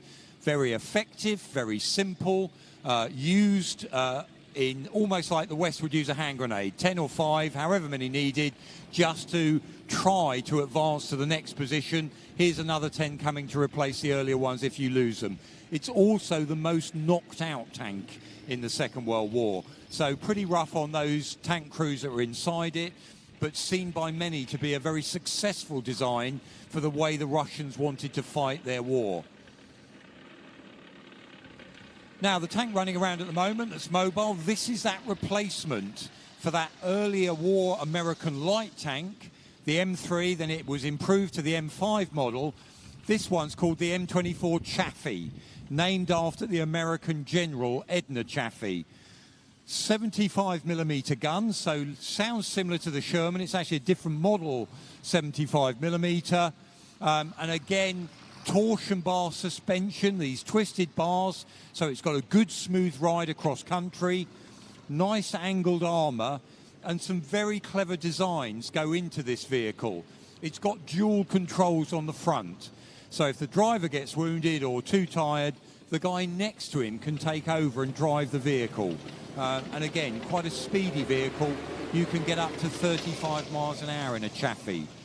They start seeing action at the end of 1944, and this one is painted to represent one that was issued to the British. It was given to a chap, young officer called Bill Bellamy, took over one. We've got his story in the galleries. He wrote a wonderful memoir, and this they've done as Hemlock 3. That was the name of his tank that he was using in 1945. Now, the Chaffee, it goes on to see service with lots of other armies around the world, well into the 60s and 70s. They were used in Vietnam, they were used in French Indochina, all sorts of places. So it's another tank that survived in quite large quantities, about 4,000 of them actually made in the war, so that they're still around. And that's another reason tanks are here at the museum. If they were in service longer with other armies, that helps us. There's a chance they can be preserved. Now, we've got a British tank to finish up with, which is a late war British tank. Churchill emphasised early in the war, once we lost those tanks in France, he put aircraft and the Navy as the first industrial priorities, quite sensibly. We needed fighters to defend ourselves against Germany, and we needed then bombers to get back, and the Navy if they'd crossed the channel. So tank design sort of has almost like a 2-year gap in Britain. But when we come back with the Cromwell tank, we start getting the act together again. And this is the Comet tank with, in the back, a Rolls-Royce Meteor engine.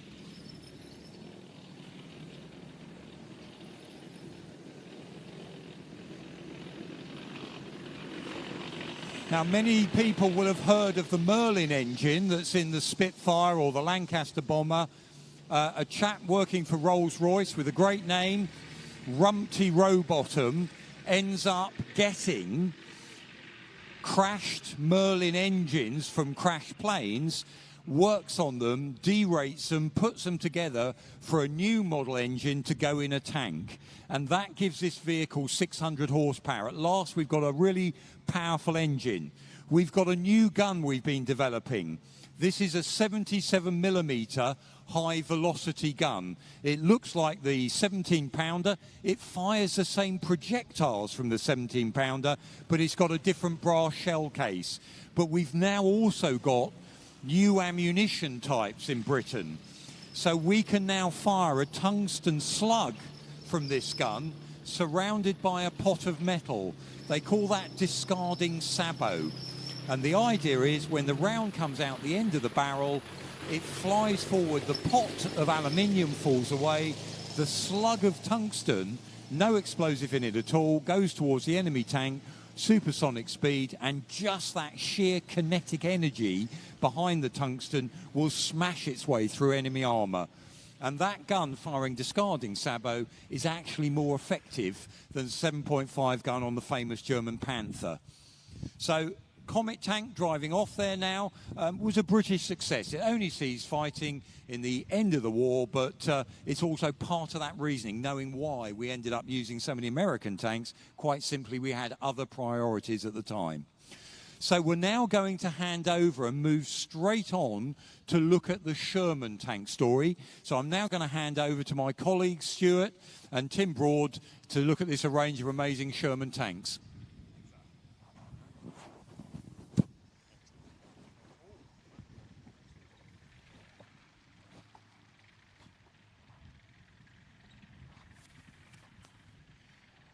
Thank you, David. Now, Stuart and I are going to be having a look at not only one of the more iconic, there's that word again, one of the more iconic tanks of the Second World War, but probably one of the most important. The Germans only ever managed to make just a shade over 1,300 Tiger Is and round about 6,000 Panthers. The Americans during the war made very nearly 50,000 Shermans. So we're looking now, the first three vehicles coming along are some of those vehicles that helped the Allies win the Second World War, to overwhelm, if you like, the German defences with sheer production power of the West.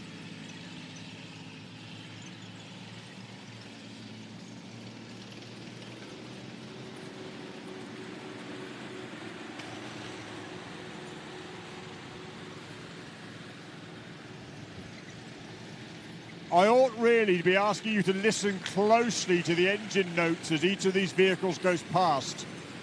There is a reason for that. Once America got into its wartime production, and it did that with incredible facility. Immediately before the Second World War, the American car industry, for instance, was making tens of thousands of cars every year. In 1942, it made 136. The rest of its production was dedicated to the production of tanks, specifically M3 Grants and M4 Sherman.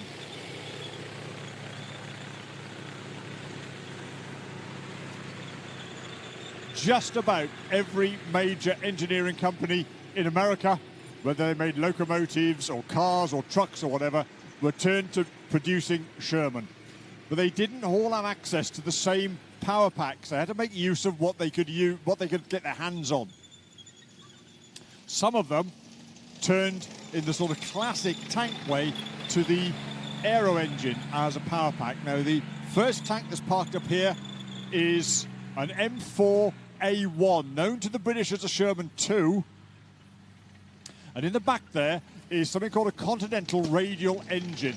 Now that is an aircraft engine of a kind of vertical radial. If you imagine the sort of thing you'd see on the front of... Do you remember in the Indiana Jones film, that Ford Tri-Motor that he jumps out of?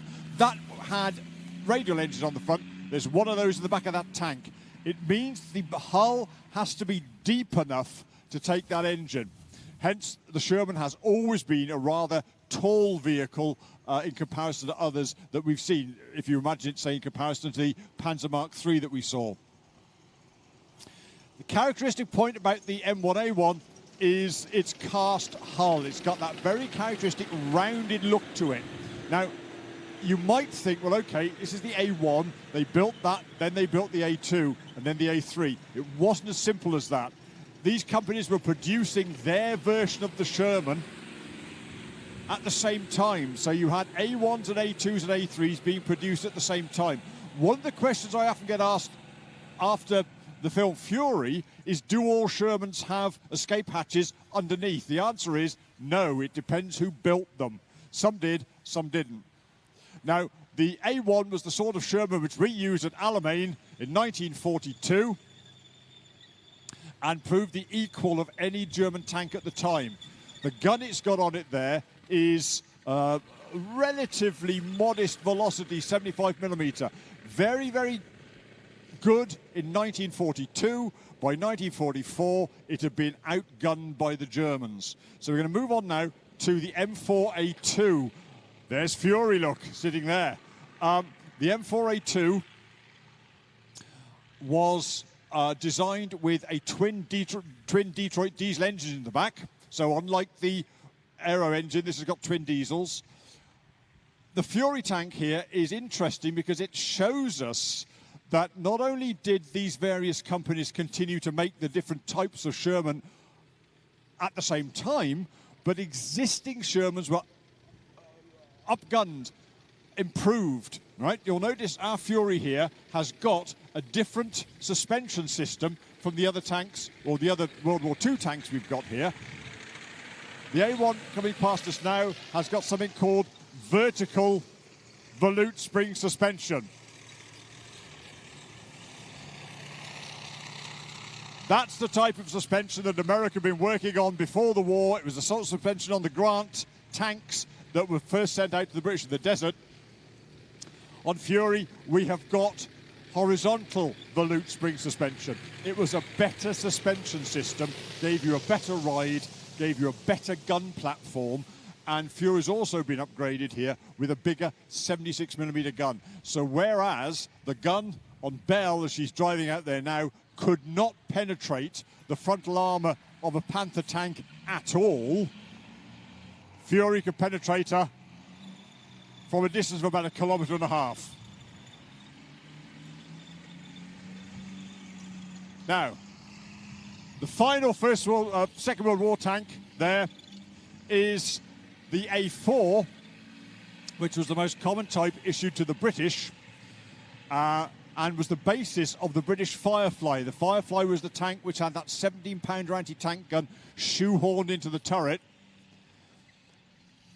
It's got the controversial Chrysler multi-bank engine in the back there. Chrysler didn't have access to big, beefy diesel engines, so what it did was took 5 car engines, bolted them together around a single drive shaft.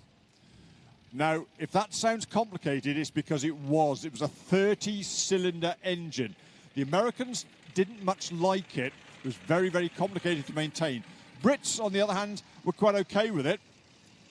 And most of the Shermans that most Brits went to war in were the A4 version you'll see coming up here now. Now, if you look closely at her, you'll notice that she's got extra armour welded to the side.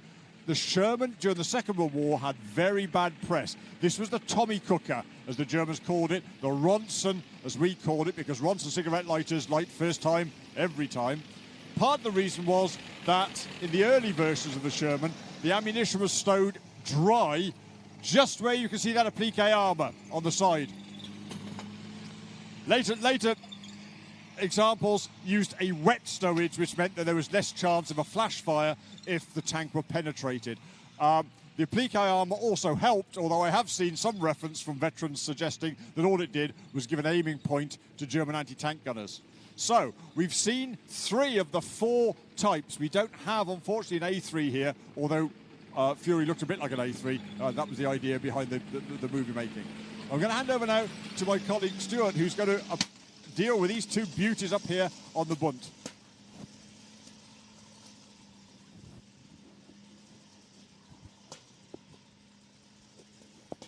Thanks very much, Tim. What we're looking at here in the lovely blue colour is a M50, and behind it is the M51. What you can see flying from the flag flying from the M50 is the Southern Lebanese Army flag. This Israeli M50 was given to the Southern Lebanese Army in 1982. Really what we're talking about with these two vehicles is basically upgunning. Okay, so in 1948, 1949, you have the War of Independence for Israel. They're fighting against Arab nations. They're all using obsolete tanks from World War II. And essentially what happens is 75% of the tanks that the Israelis are using are Shermans. And they focus in on the Sherman because they know how to use them, they've got experience of them, and they fought during World War II. What they're looking to do, though, is upgun them, because what's happened is the Arab states start to get T-34-85s and Su-100s, and the standard 75 and 76mm Shermans can't really do too much damage. So what they start to do is they look around to see if someone can supply them with a gun that can allow them to upgun it. They look to the French. There's an embargo on them buying new tanks, but they look to the French because the French aren't happy that the Egyptians are supporting the Algerians in the French-Algerian War. So they're a bit happy to help. And what they look at is that on the AMX-13, they're using a modified Panther gun. That's the L70 on the Panther. They're using it for their new model, the AMX-13 light tank. And what they do is basically take this gun and look to put it in that turret. So this is an M4A4. It was a French tank after World War II. They got hold of obsolete tanks. Israelis are buying obsolete tanks, and that's 1/6 of the price of an AMX-13, so they're very cheap. No one wants them. And basically what they do is they chop the back off of the turret and effectively put an extra part in, so they make the turret longer. This means that they can take the longer gun and put it inside that turret. They also fill the bottom of that turret at the rear with lead, so the turret can traverse when it's on a slope. They also make the actual mantler and shields at the front bigger, so they've increased its ability. So that becomes the tank killer, and that can knock out penetrate through 175mm worth of armour. They put VVS suspension on it, and basically they try to get as many as possible with the Chrysler engines inside there.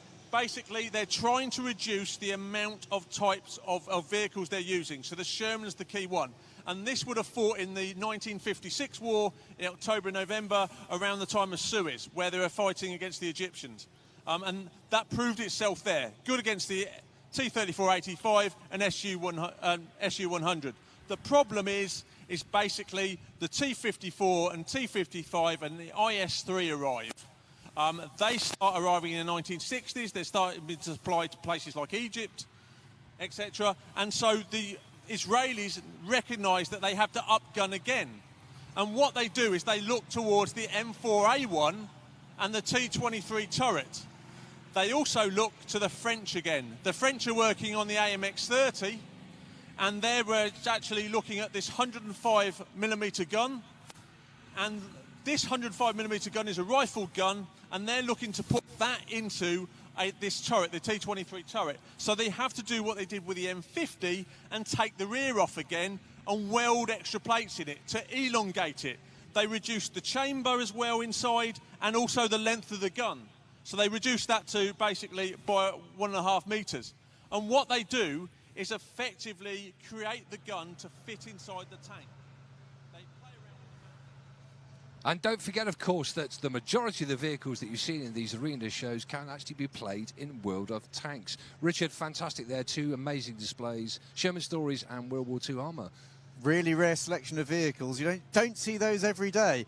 And actually, I thought things like the Hargo was absolutely tremendous. Do you know, I was just going to say that's probably my favourite, really. But that's the only runner in the world. We've got it on loan here at the moment. It goes off probably sometime this year over to Japan. But it's been an absolute treat to have it here. And of course, don't forget there, as a reminder there, to say play World of Tanks. Don't forget the mega sale we've got as well. All the details on the World of Tanks portal. And of course, don't forget about those Twitch drops. So stay tuned for that. And also you can support the Tank Museum. We're a registered charity here in Bovington, and we need your support to keep these vehicles running for the public for years to come. You can support us through Tiltify, which is one of these giving kind of tools. If you want to know how to give on Tiltify, click the link in the description that you'll see attached to this video, and that'll take you to the right place. If you don't want to go through Tiltify, you can support us through Patreon, subscribe to our YouTube channel, or if you actually, the alternative is go and buy something online shop. There's everything you could ever possibly want there that's tank related. And of course, Richard, I mean, are you already prepping for next year?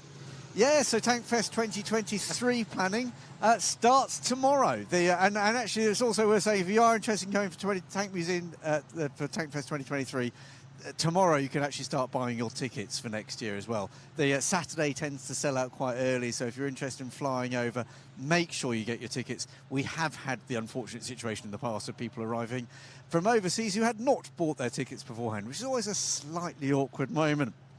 Anyway, we're here live at TANKFest 2023. You can see the arena behind us. We're queuing up for the next part of the show here.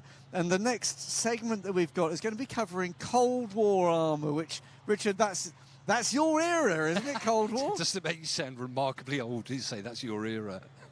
But yes, it is. You're right. You're correct. It is my era, of course. That's when first tank I trained on was the Chieftain tank. Yeah, and in some ways, the Cold War is the kind of the pinnacle of tank dominance. The Cold War was expected to be a war where the tank was completely centre stage, wasn't it? It was, and when we first, I mean, for training, I mean, it's quite remarkable when you look back on it. Everything was, you know, the Soviet threat. Everything was around the Soviet threat. My first posting in Germany, we were based in a place called Paderborn, where we literally every month used to take the tanks up to dug-in fire positions, I hasten to add, and wait there just in case. Yeah, and again, we're seeing tanks very much the centre of the news again at the moment. The debate starts once again. Is the era of the tank dead? What's your take on that? It is, well, put it this way. I joined the army in 1983-ish, and I heard then that this was the last year that the tank would actually be of any use at all on the battlefield. And of course, it isn't. I mean, every time we go. But of course, what we are seeing lately is a complete lack of combined arms operations. Yeah, and certainly it's interesting. There's a pattern really almost every 20 years, ever since right at the end of the First World War. There's been this debate about tanks were the last war's weapon. In the 1920s, there was an assumption of there'll never be a conflict like that again. At the end of the Cold War, we saw it. We're seeing it again now. And there does seem to be this pattern where whenever the fighting starts, someone feels it's a good idea to have the biggest gun and some decent protection. Absolutely, and of course, I mean, the fundamental thing about a tank is nothing holds ground like a tank. So it's all very well, you take it, but it is the tank. It's tank and infantry that can hold a position. But we're here live at TANKFest, and as you can see behind us, our Cold War display is now starting, and we're going to cut back over to the Tank Museum's very own curator, David Willey.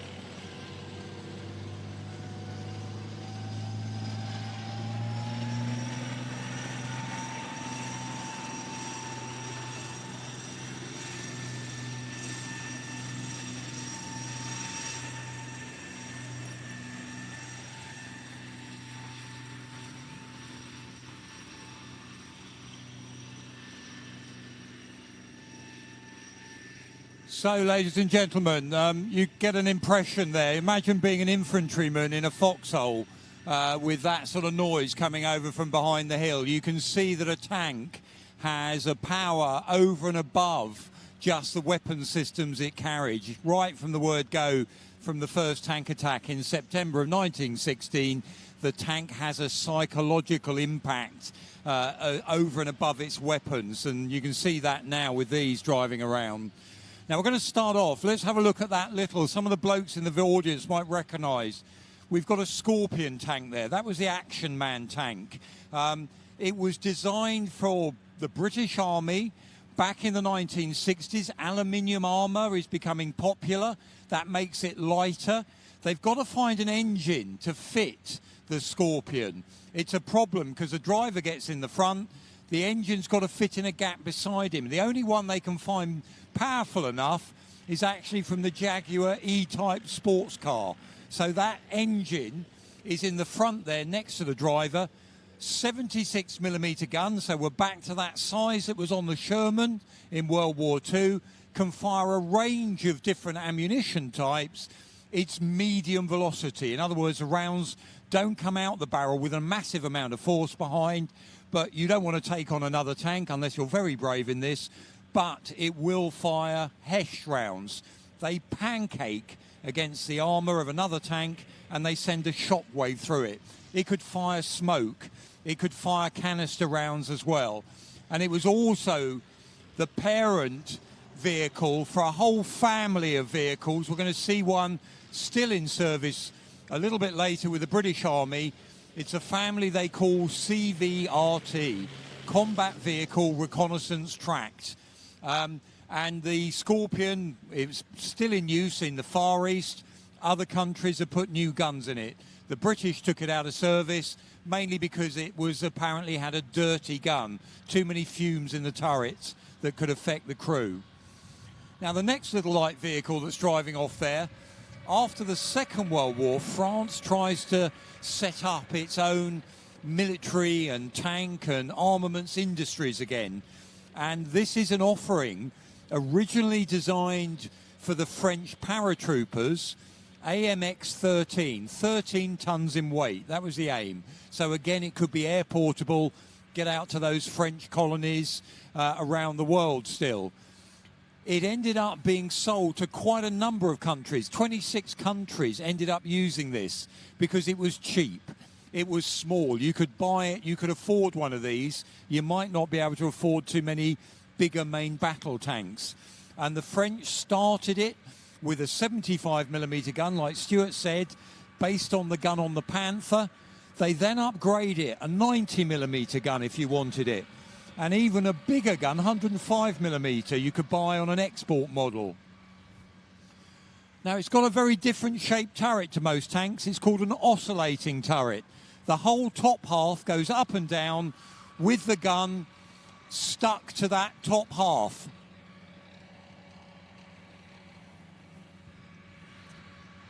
And because the gun doesn't move in relation to the top of the roof of the tank, that means you can bolt an auto loader to the roof. And this has actually got 6 cartridges of ammunition for that 90mm gun either side in that turret bustle. Once they fired off 12 rounds, the vehicle's really got to get out of action to reload. But it's one of those first automatic loading systems in a mass-produced tank. They reckoned they make over 100 different variations, depending on what country you are, what engine you wanted, thickness of armour, ammunition type. So a very popular tank, and is still in service around the world at the moment. French Army got rid of it many years ago.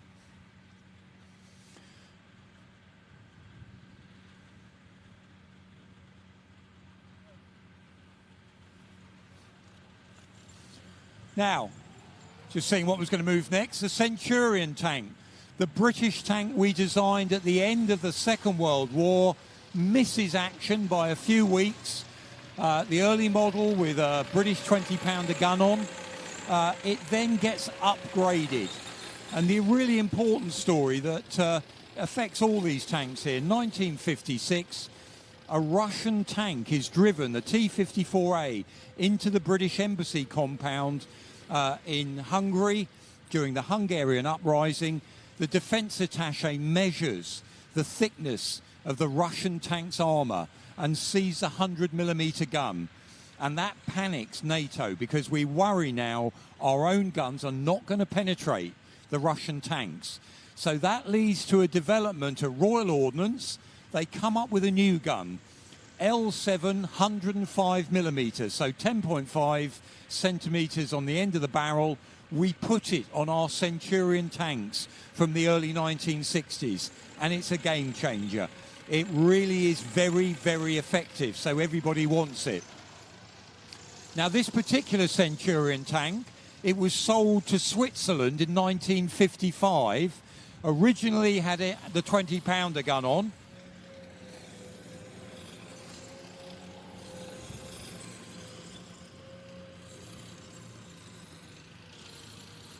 But all the Swiss Centurions, like the British ones, were upgraded. So it's now got that newer L7 105mm gun on, much more powerful. Switzerland, after World War II, realised it wants tanks. It wants to buy the Centurion from Britain as early as 1950. It has a problem, though, because the Korean War starts. Britain needs its own tanks for itself and for its Commonwealth allies and for NATO. So that's why the Swiss have to wait 5 whole years before they can buy that Centurion. Meanwhile, they bought some of those AMX-13s we saw driving off.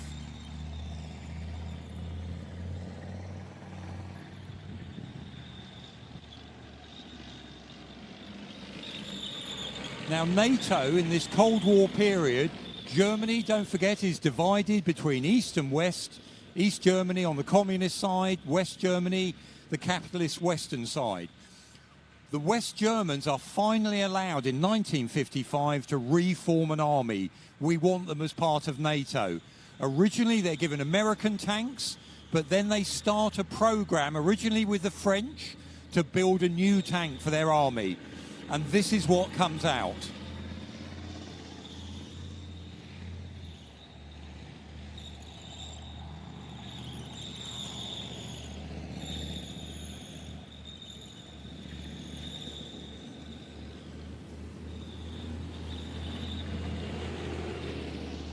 The deal between the French and the Germans, they fall apart, they go their own way. The French make a tank called the AMX-30.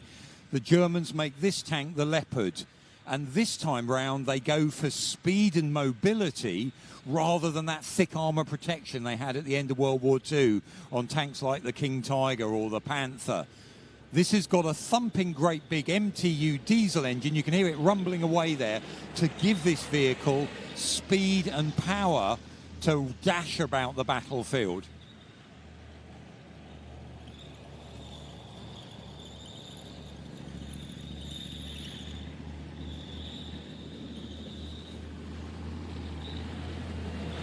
And when the Germans decide on a gun, what do they want? They want that British L7 105mm gun. So that's what's actually equipping this tank. Mobile, fast. This particular one that's just driving off there actually came from Canadian forces. They gave us some when they got rid of their tanks in the year 2000. They then went off to Afghanistan to fight.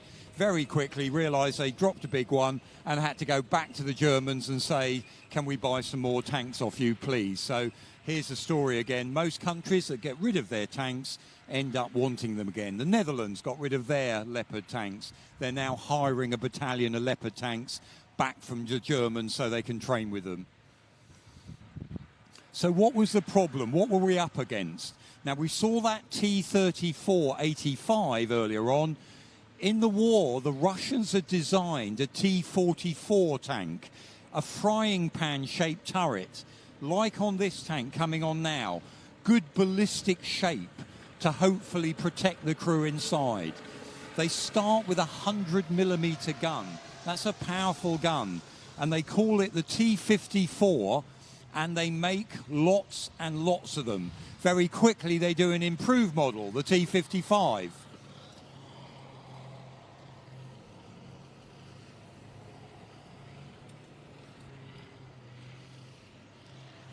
Now, this is where it gets a bit complex, so bear with me here.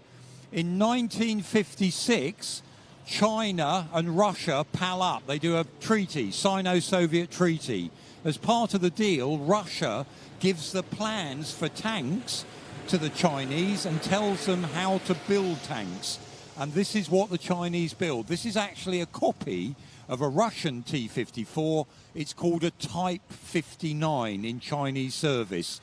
And even more confusing, that particular tank has got that British gun on, because the Chinese exported it all around the world, and Britain came along with its L7 105mm gun and said, well, if you want to improve your tank, buy our gun and put it on it.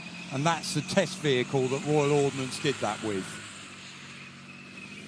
Now, the Americans, meanwhile, after World War II, yet again, they decimate their tank force. They've got one tank division left by 1950. The head of their research department says, tanks are now obsolete, we're not going to need them again, get rid of them all. And then the Korean War kicks off. And of course, then everybody wants tanks again. After the war, the Americans have been upgrading very simple improvements, M47, M48 tanks, and then they move on to this one, the M60. It's really, they call it the Patton family of tanks. They're very similar looking, they just seem to get bigger all the time. And with the M60, they were going to build a very modern, sophisticated tank. They decided to go for this one because it was much easier to build and much simpler.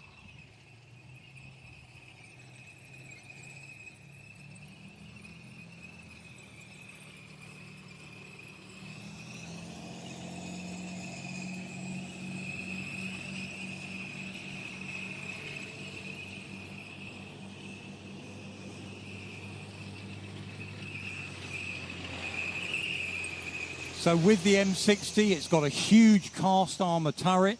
If you can see it from the front, it's almost got what they call a boat-shaped hull. Again, if it drives over a mine, the blast gets vented up the side and not trapped under the vehicle. And again, for that tank, guess again, it's a 105mm gun from Britain, built under license in America. Again, all the tanks of this period, from the 1960s through the 70s, want that British gun.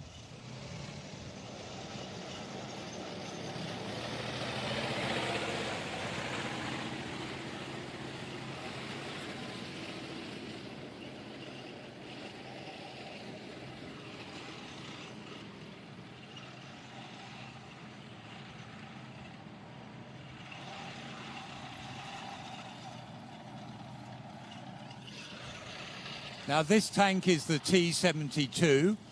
It was originally designed as a rival in Russia for the T-64 tank, even though we think of communist Russia, monolithic, everything by command economy. Actually, the tank factory still had rivalries. T-64 is built, but it has problems. It's unreliable, not that good in many ways. So a rival factory comes up with this design for the T-72. It was supposed to be only built if the country goes to war.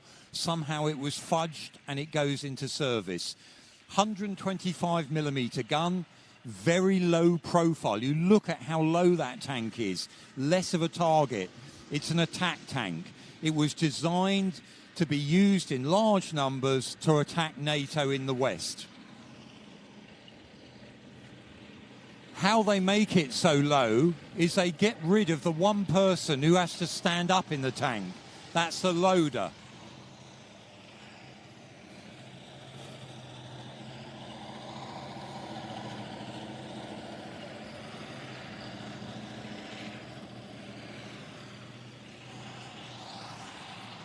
Because the loader has to be able to pick up the rounds of ammunition, put them in the breech of the gun. If you haven't got him, that profile can go down, and that's what they do on the T-72.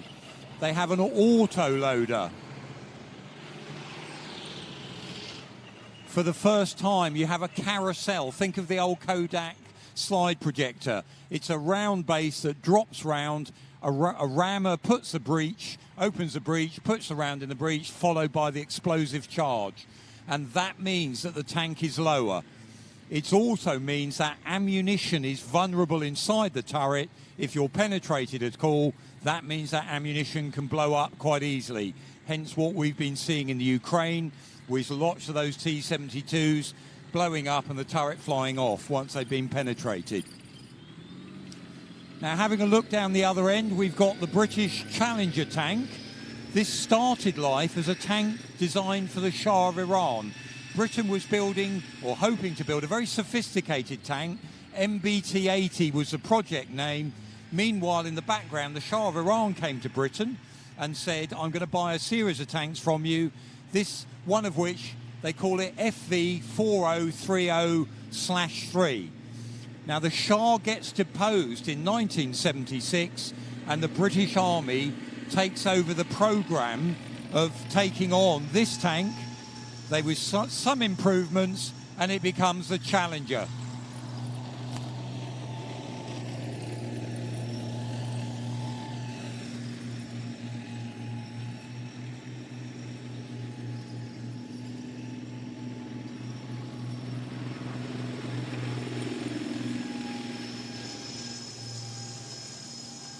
So with this tank, for the first time, we've put our new secret armour on the tank called Chobham.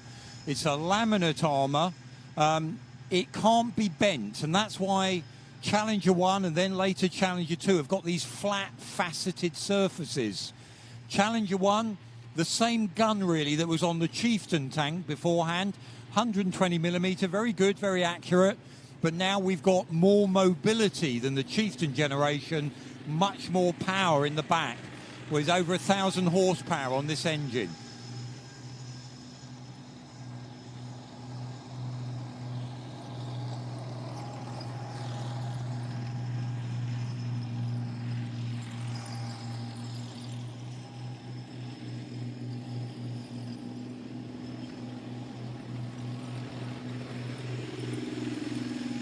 Now, Challenger, therefore, goes into service with the British military. It sees action in the First Gulf War. But the truth is, it's not really the tank they wanted. They wanted some of the technology that was being designed for MBT-80. And that's why in the background, Vickers come along with a new tank called the Challenger 2. And they offer it to the Army, and that goes into service in the year 2000. And we're going to see the Challenger 2 with the British Army display fairly shortly. So I think that ends our little display here. We're now going to move on back to Steve for some armoured cars and armoured personnel carriers. Thank you very much indeed to David. What a great display that was. And of course, some of those vehicles you'll see later on as we continue. Time now for our armoured cars and personnel carriers display. A variety of vehicles that have been supporting tanks.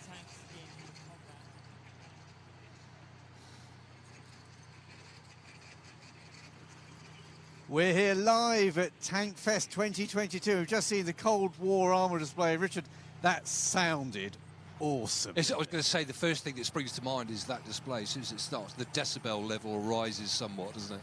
It's one of those. I don't know if it came across on the live stream, but see, when you're here, it's not merely the sound. It's the whole ground shakes underneath you when you're hearing that display. It's absolutely fantastic. And a couple of favourites there. AMX, fantastic. I just love the design of the AMX, and of course, for me, it has to be right at the end there, the Challenger 1.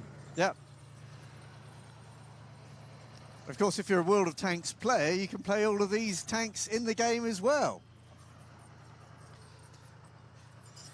If you're interested in supporting the Tank Museum's work, don't forget you can check out Tiltify. The link's in the description that you'll see up against this video. If you're on Twitch, it should be in the description there as well.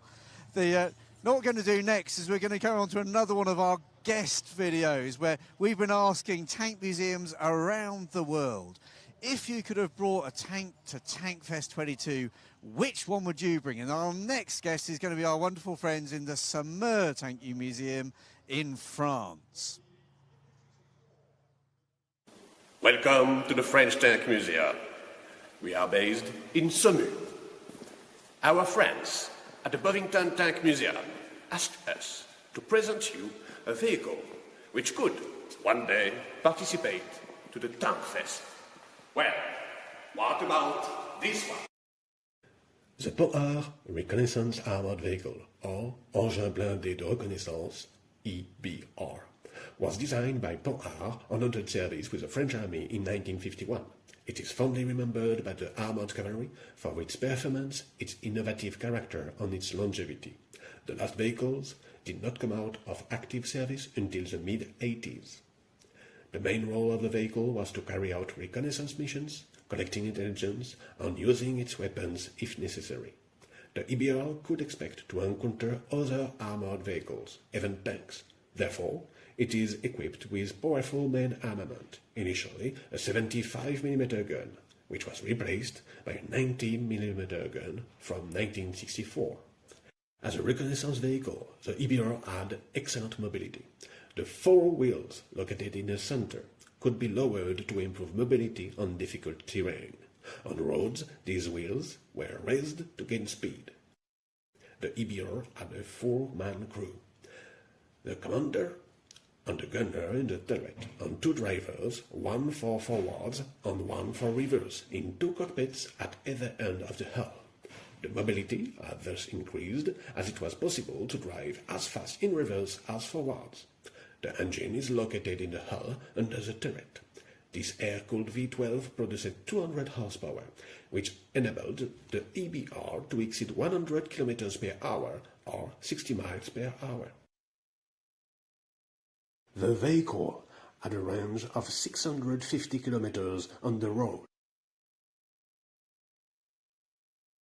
To celebrate the 80th anniversary of the creation of the French armored cavalry, the French Tank Museum has completed the major renovation of an EBR.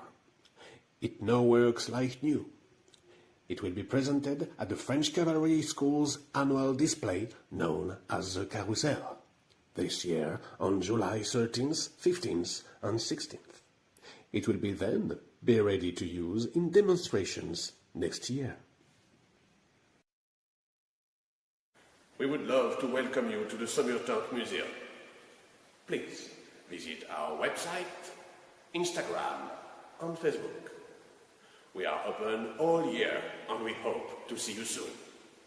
Many thanks to the Bovington Tank Museum and bon TANKFEST à tous.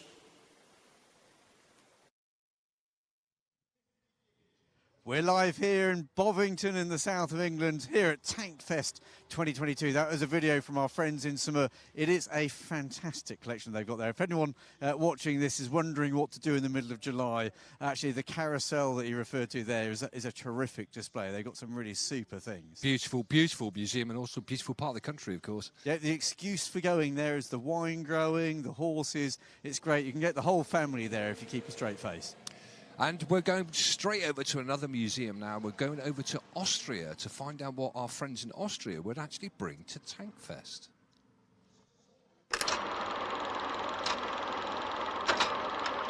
Hello from the Austrian Military Museum in Vienna. Behind me is an M47, a pattern tank. This is the tank we love to bring to TANKFEST, but it's a heavy equipment, so it's not possible right now. The patterns were produced in the early 1950s and delivered all over Europe. Almost all European nations used the M47 in the 1950s and 1960s. Italy was the main user with 3,500 tanks. Austria acquired 150 tanks from US stocks for $1 symbolic per tank. So it was really a bargain. By the way, the most famous tank driver of an M47 was Arnold Schwarzenegger. He was driver in his national service time in the Austrian army. The tank used a 90mm tank gun, and it was the first American tank with a stereoscopic rangefinder. The only problem of that tank was the engine, an 810 horsepower petrol engine, which was very, very thirsty. So in the 1960s, the engine was converted to a diesel engine, AVDS 1790, the diesel from the M60 tank. This conversion was done in Vienna, the capital of music.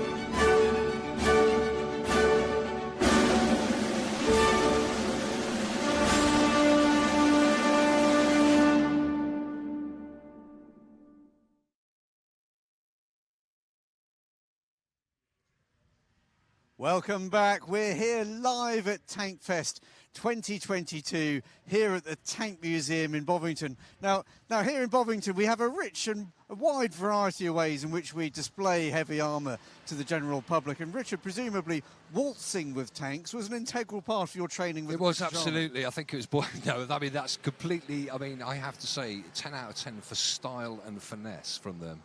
I've got to say, I wouldn't have thought of that approach myself, but hey, if it works, it works. And actually, the Franz's Museum there in Vienna looks absolutely fantastic. You've been there, haven't you? I was fortunate enough, literally a month and a half ago, to visit the museum, and it is absolutely stunning. And I know I got a hard time off of you because I actually commented what a beautiful museum it was. Yeah, arguably the second most beautiful tank museum in the world. The second most beautiful tank museum in the world, but it is beautiful, absolutely stunning. I mean, I can't stress that enough. It's a terrific place, and actually all of the guests we've had here, we would have loved to have seen them live in person, but we'd like to say thank you to all of them for contributing what they would have brought, and hopefully next year in TANKFEST, which will be at the end of June in 2023, we'll be able to see some of them actually physically here for a trip round the arena in front of a crowd of people. I was going to say, Richard, how important is the guest armour to TANKFEST just to keep it fresh, I assume? Yeah, and one of the things, we're trying to bring the subject to life, we're trying to bring things into the public realm that don't normally get seen, and we've got a great audience here. We get normally over the weekend we'll have somewhere just over 20,000 people coming here, and for a lot of the other museums around Europe, their audience numbers are much smaller than ours, and it's a chance for us to show the people who come here some really great stuff they might not have seen before. Some of these things actually aren't, there are no examples in the UK, but also for a chance for some of these other museums the chance to have a moment in the spotlight where they can see what's out there, and they can be better known. And I know that a lot of people have asked me this recently. I know you love to keep, obviously, everything about the museum fresh, the displays, the exhibitions fresh as well. Are you allowed to share any tidbits for the future of the museum? Yeah, well, we're constantly refreshing the exhibitions here. The people who've been coming this year would have seen our brand new Second World War exhibitions. Over the last couple of years, we've relayed our Second World War exhibitions here. It really, for the first time properly in the best part of 30 years. And what we've tried to do with the Second World War displays is really tell the story of individual tank soldiers. We've been interviewing as many guys as we possibly could over the last few years. And those people now, the guys who are in their 90s, they're the people who were the teenagers in 1944. And capturing their stories has been really important. We've been showing those. Next year's display, this is a scoop for anyone who's online today. We're going to try and look actually how the tanks have worked in popular culture. We're having a display for which our working title is, rather imaginatively, I think, Tanks for the Memories. I've got to say, it wasn't my idea. I think that's probably David Willey. What we want to try and do with that display is try and look at how people have engaged with tanks over the course of the last 100 years. Ever since tanks began, we've seen tank toys, we've seen tank models. First World War, you could buy a tank handbag for your wife if you really wanted to shorten the length of your marriage. There was tank everything, and actually we want to try and explore how tanks have been portrayed in the media. We want to look at model making, we want to look at gaming, war games, and the whole breadth of how tanks have been displayed. So that'll be opening in Easter 2023. If you want to come and check that out at the Tank Museum, every ticket's an annual pass. Fantastic. And Richard, I mean, I take the opportunity now, of course, to just thank you and everybody around there, because the work you do down here is extraordinary. I mean, it really is. And I do sometimes, pinch myself when we come down to events such as this, and what you can pull off is quite remarkable. Yeah, we're a small team, but we're really passionate about what we do. Basically, we describe what we do here at the Tank Museum as we tell the story of tanks and the people who serve with them. And everything we do as a charity is geared up to that end, because these are stories of people who really matter. And it's not just stories of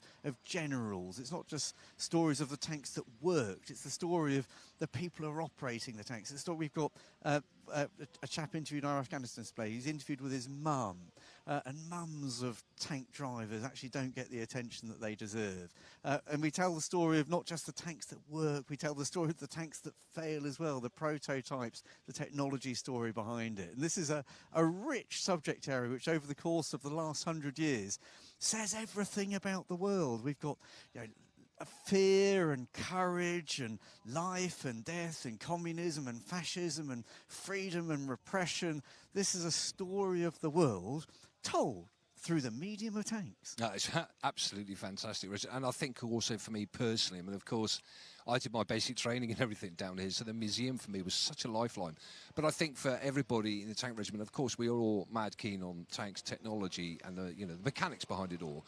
But what I think we particularly appreciate about the museum is the fact that it also does look at the human side of it, the people that actually served in them. Yeah, and I suppose for you as a former tank soldier, when was the first time you came to Bovington? Oh my goodness! Well, I mean, cut a very long story short. So we actually lived in Beer Regis for a couple of years. For those of you who aren't aware, Beer Regis is literally, I don't know, 5 miles away from here, 6 miles away. Just up the road. Yeah, just up the road. So I actually used to see. I mean, in those days, we used to see some of the tanks driving down the roads up there, which obviously inspired my interest in the first place in it. So the first time I came here, I was probably about 9 years old. I reckon something like that, actually. We've got a long-running competition here at the museum amongst the staff about who's got the photo of them at the Tank Museum at the earliest age. And my own entry, I'm particularly chuffed with. My first photo of me here in Bovington at the Tank Museum was perched on the back of a Mark IV tank with my mum and my brother when I was 2. And it's quite a difficult entry to beat for the Tank Museum team. But you, as for a member of the Royal Tank Regiment, this is your regimental museum, isn't it? It is, yeah. And of course, when we were down here in training, we used to come across here, and it used to be, various lessons. I mean, it wasn't just the pleasure of looking at the vehicles. We had various lessons here about, obviously, the firepower and the protection and armour and spacing and the development of the tank through history and that sort of thing as well. And then further on in my career, when I served in Lulworth, which again, if you're not aware, is not far from here, down on the coast, we used to come back here to look at, the firepower side of it, the main armament and things. And for World of Tanks, you've been coming to TANKFest for 10 years or more now. Is that what? Well, it's the 11th year we sponsored that, yeah. So, yes, it's been absolutely fantastic. You may have noticed there, we were actually talking a bit more than usual because we were playing for a bit of time there, waiting for the next display, which is ready to start now. So we're going to hand back to the arena and Mr. David Willey, and this time with Staff Sergeant Chris McLaren. Gunnery school, so he should know all about these vehicles, so I'm going to be asking him questions about them. And Staff Sergeant Chris, what's this fella? That's the Jackal vehicle used by the Royal Armour Corps. We have 3 regiments using these right now. It's used for the light strike and the reconnaissance role. And obviously, for all of us watching it, looked like it's got camo net on the outside. That's not camouflage netting, though, is it? No, that's the Barracuda camouflage system. Along with the days where we hide our vehicles just from the visual sighting systems, everybody around the world now is using thermal imaging. So this camouflage is specifically to hide the vehicle from thermal imaging systems. And that's showing the heat signature, as it were? Yep, that's there to hide you from the heat. So what you're looking at here is a vehicle that's obviously very mobile, very fast. So when you say that word strategic, it can get to places, presumably straight up the motorway or something. Yeah, so we call it strategic mobility. If you try to move a Challenger 2 to another country somewhere, it needs to be put on a ship, it needs to be put on a low loader. It takes a lot of resources, a lot of fuel. With the Jackal, it can just drive down the motorway itself and it can be there within a day. And originally, this is what's called a UOR, Urgent Operational Requirement. The Treasury gave the Army or the Ministry of Defence a pot of money for vehicles that were, or equipment that was specially going to be needed for Afghanistan and Iraq. Some of that's been dumped. We just saw that Warthog that's no longer in service. Other bits we're keeping in service, and this is one of them. Yeah, we recognise its capabilities in Afghanistan. We thought actually this would be a great light reconnaissance vehicle, so we brought it from the UOR fleet into the core fleet for the rest of the regiments to use. And it's got, at the moment, 50 caliber machine gun on the top. I assume that you can change that depending on what your situation is or what you're going up against. Yep, it can be armed to the teeth for such a light vehicle. We have the 50 cal on top. We can put a grenade machine gun on there or another GPMG. The Commander has a GPMG as well, so there's plenty of firepower there. Not to mention that it can carry Javelin and N-Law. We know how effective those weapons are because of the recent news. And again, this idea of the suspension, when you're going down the motorway, I'm assuming you don't need quite the cross-country ability that it's showing at the moment. Yeah, it's got adjustable suspension, so you can either lift it all the way up if you want to go over a large obstacle, or if you're going to go down the motorway, you can drop it down. It also has a party trick where it can drop all the way down to the floor. You can collapse the roll cage in and you can fit it inside an ISO container for shipping. Okay. So, another vehicle. Now, earlier on, we saw that Scorpion tank from the Cold War display. This is part of the same family that's actually still in service with the Army at the moment. What's this fella? Okay, so this is your Spartan. It's the infantry carrier version of the CVRT fleet. Currently, there's no plans to replace it straight away now. We have just retired the CVRT Scimitar from Royal Armour Corps service. This will soldier on with the Royal Engineers in the role of the Royal Engineer recce teams. And originally it was like a small armoured personnel carrier. That's the gist behind it. Yeah, back in the 70s, you could fit 4 people in there. Not anymore, with all the kits and with all the anti-tank systems. And again, aluminium armour. It's got a new engine. Doesn't have that old petrol engine. Cummins diesel, something like that? Well, we went diesel quite a while ago. The Cummins diesel, nice and reliable, and it's a lot more efficient as well, so it gives it a much better range. So this is a vehicle we're going to see around for a bit longer, but really that whole CVRT family, the whole idea that it went into service back in the 60s, a lot of armoured vehicles, you know, sometimes they have an effective long life. It's not just that we can't afford to replace them, as it were. Yeah, so this, because we haven't got a model to replace it with just yet, we're thinking Boxer variants, or more likely it's going to be an Ajax variant. And by the way, the L numbers, the L sticker rather, on the back of these vehicles, just remember that. Some of you live down here at Bovington. We've got Army families here today, and they're very welcome. But also those L numbers, if you're not used to driving around the roads here, that means exactly what it says. The driver's doing learner training. So do give them plenty of room, because as a Phase 2 recruits come down, they then have to learn how to drive all these vehicles, and they've got to be road legal. Yeah, it's got to be road legal. You'll notice some wing mirrors on there as well. Clearly we don't fight wars with wing mirrors on, but it's just there to make it road legal. And bearing in mind that some of the girls and boys coming through only just learned to drive a car a couple of weeks before, and then they're straight out on the roads with a tracked vehicle, some of it pushing towards 70 tonnes in the case of Challenger. And we tend to put rubber pads on those tracks as well, so they don't chew up the road. Yeah, it's a NATO thing. We don't use aggressive tracks, so you'll see these pads. Just a word of warning, try to keep a distance from the vehicles. These pads can fly off, and it's quite easy to go through a windscreen. Now, again, as the vehicle drives around, many people, you'll notice some of the different symbols on vehicles. Some of them are obvious, some less so. The little circle that'll always be on the front of a vehicle, that's got its weight on. So when it's approaching a bridge or similar, if there's someone in charge, military policeman, etc., he'll be able to see whether that bridging weight, if it's acceptable to go over the bridge.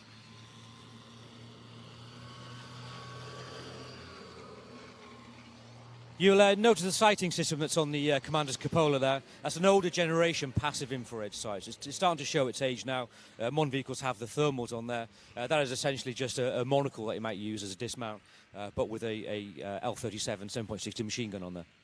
And this idea that in the modern era, we just said it, but the idea that you look through binoculars at your enemy, nowadays most of the sighting systems are looking it through thermal or infrared. So in other words, you're seeing a heat signature on a screen rather than the actual vehicle.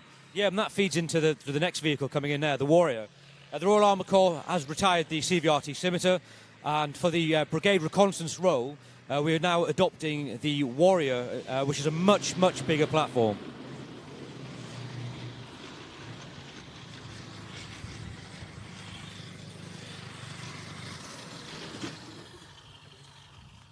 So FV510, this is the Warrior vehicle. Originally goes in as an armoured personnel carrier for a section of infantry.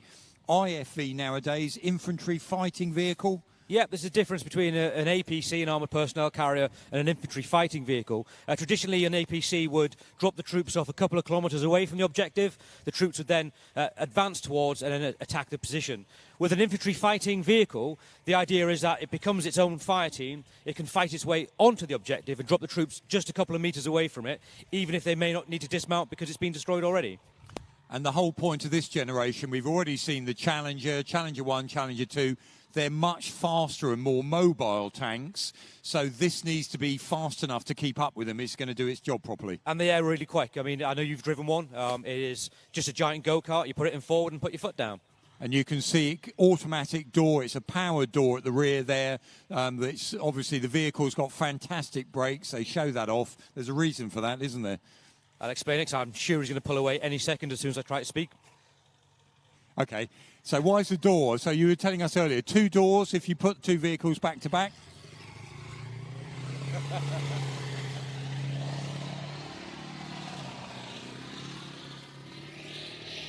Yep, you fell for his trap there. Yeah, so you see the door, hinged door, rather than something that drops down. You think of a Bradley infantry fighting vehicle, there's a ramp essentially that comes down.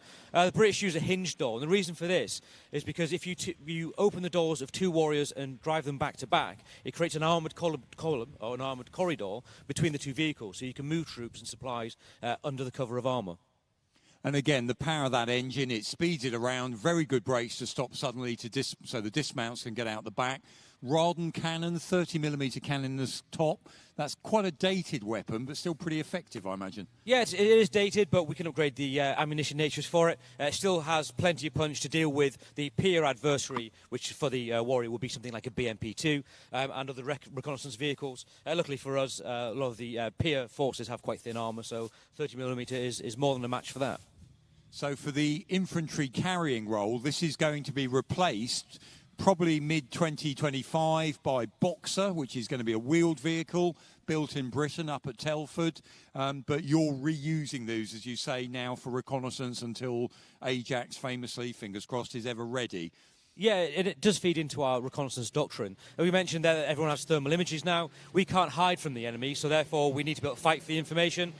The best thing about the back of a Warrior, you can put in a javelin team, unlike CVRT where you couldn't carry dismount, so it fits into our aggressive reconnaissance doctrine.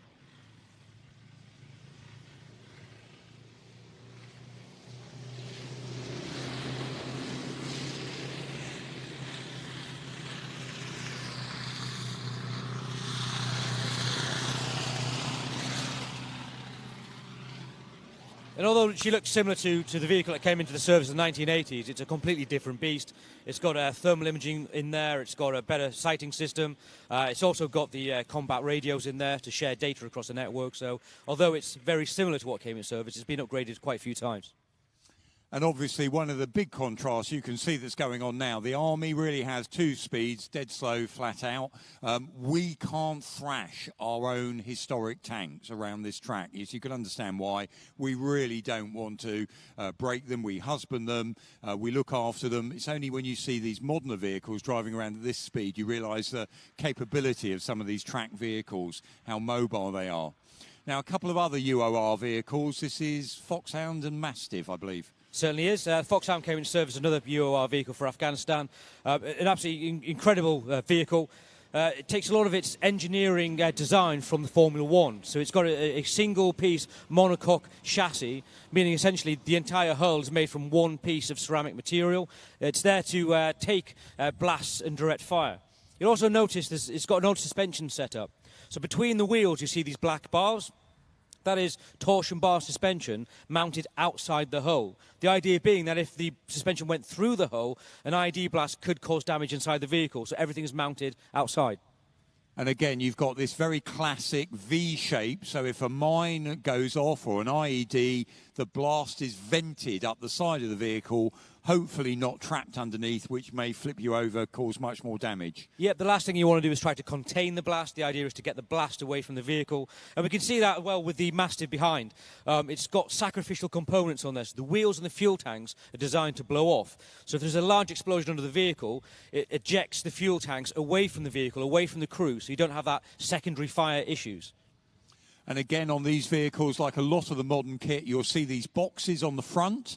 ECM, electronic countermeasures equipment. Again, we could tell you now what's in there, but we'd have to kill you afterwards. And lots of little cameras around the outside of the vehicle. They must be useful when you're driving in certain situations. Yeah, in urban operations, the future of warfare, as we've seen, is in urban operations. And with urban ops, situation awareness is critical. Having these cameras everywhere makes the commander's job much better.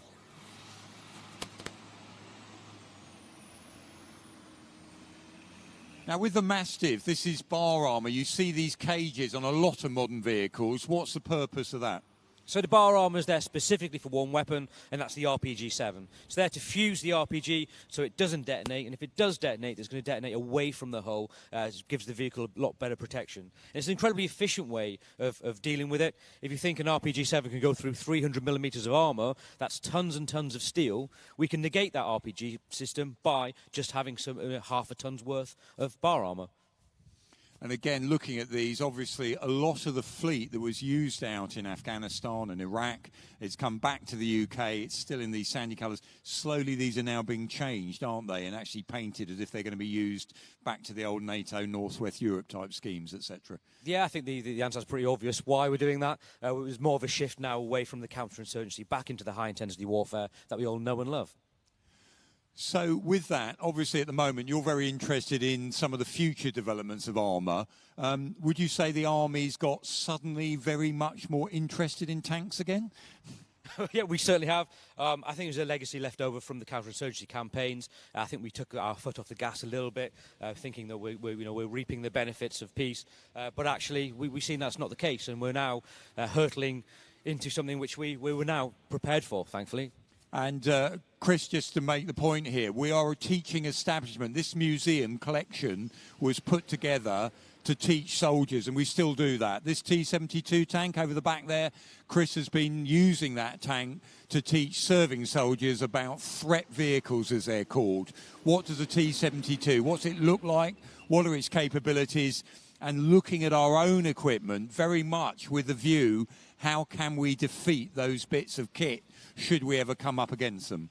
And it's quite an easy lesson to teach. You'd be surprised at how much appetite there is out there across the Royal Armour Corps and across defence as a whole of knowing this information. People join the Army because they're interested in this stuff. So days like this, coming to the Tank Museum and using the equipment is a really good, really easy sell. And just simple things like recognition, you know, what is that vehicle? What's it look like through your thermal imaging? What's it look like in reality? And one of the other areas we've been encouraging soldiers, and lots of the kids out there I know at the moment, make a model of something, you'll remember it, you'll remember the bin, you'll remember the wheel stations, etc. So actually the Army's got some modelling clubs going. I know there's one down at Lulworth, and you end up with that model you can show everyone afterwards for recognition purposes.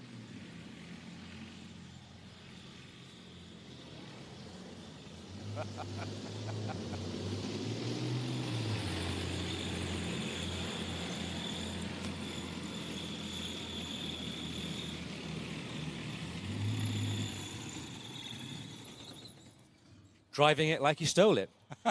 Right, so this is Titan, I believe. This is the Army's current bridge layer. Yep, it's a armoured vehicle launch bridge. It's based on the Challenger 2 chassis with a slight modification. If you look at the rear of the vehicle, you'll see some fans there rather than being on the back decks. Being a Challenger 2 chassis, it means that it can take the punishment that Challenger 2 can. So when new armour comes out for Challenger 2, we can just modify it slightly and attach it to this vehicle. And that bridge, we're going to see it deploy in a moment in the little section attack. How long's that bridge? 26 metres, but it comes with lots of other types of bridge. So that's a Type 12 or a number 12 bridge. It comes with a number 10, which can do 13.5 metres. It's quite fast deploying as bridges go. It can be deployed in just under 2 minutes, which is pretty quick, but obviously it's important to get it in there quick. Now, there's never enough bridge laying or engineering assets in any military force, so I imagine this is one of those bits of kit you really have to protect and keep that asset safe all the time. Yeah, every tank commander gets given a target priority list. That's the number one thing that you need to kill first. And at the top of every country's target priority list is the bridging assets. If you can kill the bridges, you can constrain where the enemy can manoeuvre to within rivers. And if you watch later on, when that T-72 comes out again, the Soviet forces knew they'd never have enough bridging material, so they made some of their vehicles to float, which made them fairly thin, lightweight vehicles, or, like that T-72 tank, stuck on the side of the turret is a tube. That's a snorkel, so it could actually drive under a riverbed by extending the snorkel out. So that was, they knew we'd blow up all the bridges in Europe if they attacked.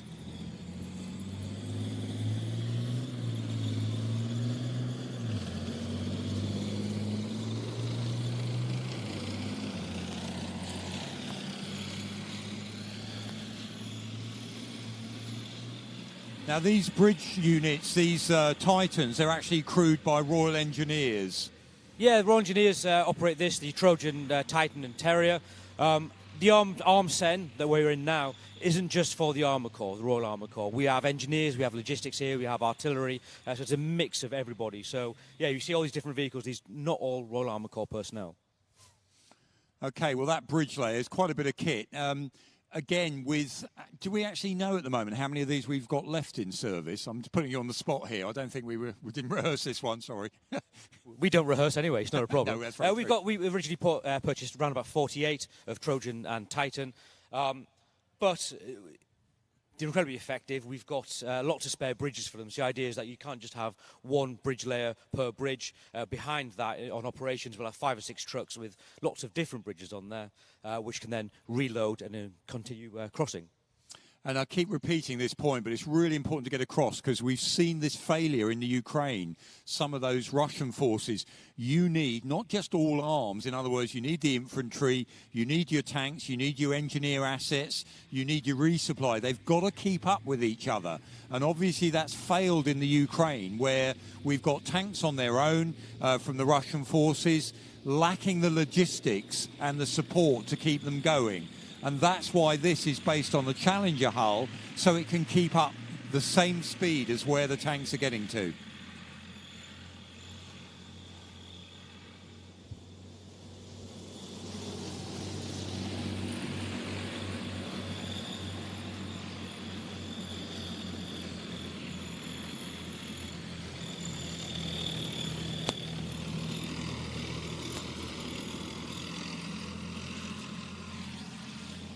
Now, as he puts that smoke, it's not that he's got problems with his engine. He's doing that on purpose. This is putting diesel onto the hot exhaust. Yep, so it's got the same engine exhaust system as a Challenger 2. So what it does, it pumps, it's essentially a small injector from the engine just next to the turbocharger. So when you turn the pump on, it just produces a huge amount of smoke. Now that's really relevant for the engineers. You think that it's going to go into a river crossing. The enemy want to kill this as target priority number 1. It needs to be able to screen itself. So not only using its smoke grenade dischargers, which we'll come on to in a minute, but also using that engine screen system to hide itself from the enemy. So if you are asthmatic, watch it. We're going to see an awful lot of that smoke coming your way over the next 10 or so minutes, especially from beasts like this fellow. So coming on now, Challenger 2, but with all the bells and whistles on. This is what they call theatre entry standard. So anything that might be added to a Challenger is pretty much on this one. Yeah, we can see the Barracuda thermal cam on there as well. We brought this out in Iraq quite a while ago, and it wasn't because it was trying to screen us from thermal cameras, because it keeps the temperature down inside the vehicle, which was a godsend when it's 50 degrees outside.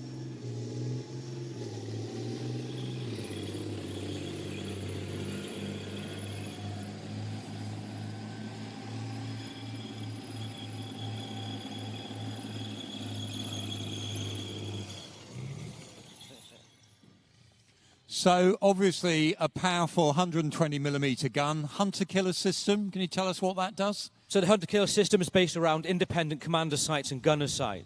What that means is the gunner can be engaging one target while the commander is queuing up another target. So once the gunner fires his shot and destroys target number 1, the commander is already lined up, lased and tracking target number 2. He presses a button, the turret will go around, and he can engage that target quickly. That feeds into the British defence doctrine of we know we're always going to be outnumbered on the battlefield, so we need to be able to outpunch, outreach, and outspeed of engagement all the other enemy.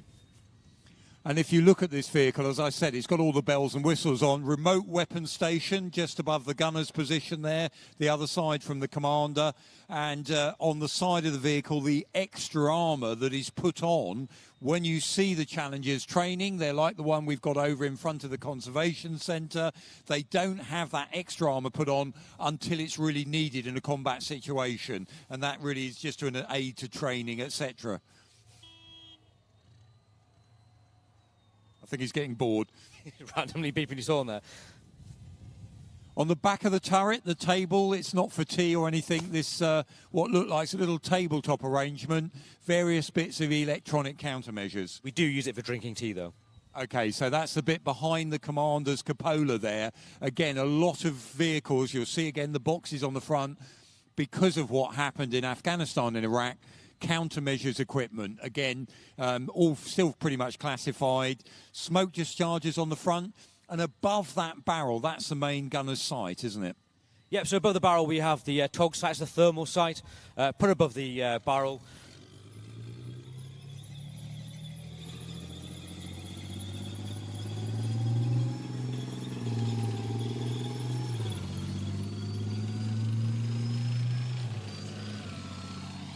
And just in front of the commander, that sight there is the commander's sight. That's the 360 degree sight. And below that sight, we have the gunner's sight.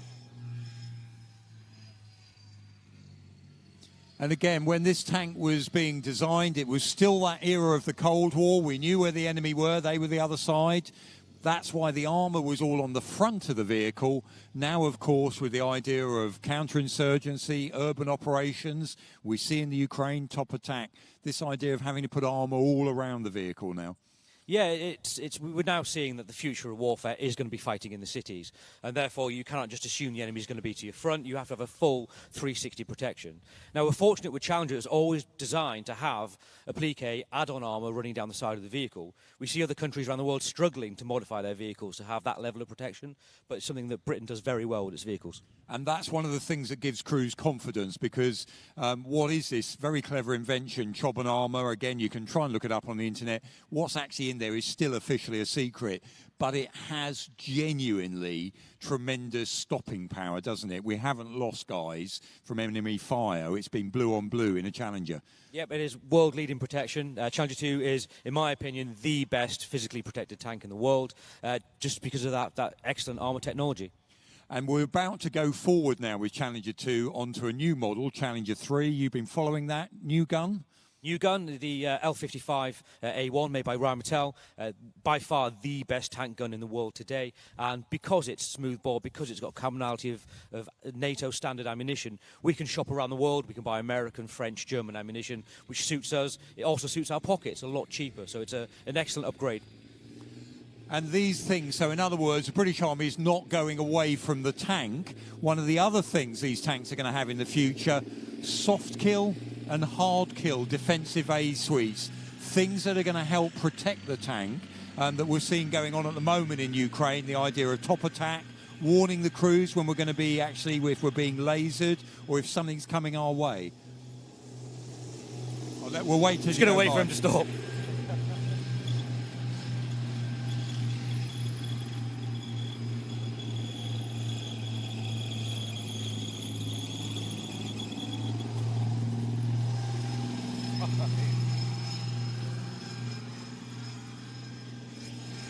Yeah, the active protection systems are an absolute game changer for armoured warfare.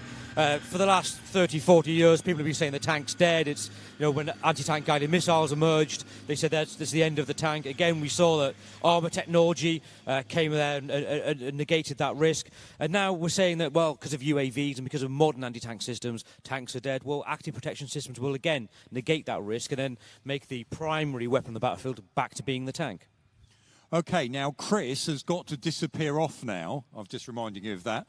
He's got to run all the way off there, go all the way up the wall, and we'll see him trying to leg it up the top of the tower for the next part of our display. So if you want to start heading that way, and I'll finish off on the last vehicle that's about to come on, which is the Krav. Are you going to be okay doing this without me? Yeah, I'm fine. You can go now. And the Krav, this is another version built on the Challenger family. Yeah, give him a round of applause. He's done very well there. Bit of fitness training, I think, is needed. So the Krav coming on now, another one of those really important vehicles to keep an armoured force going.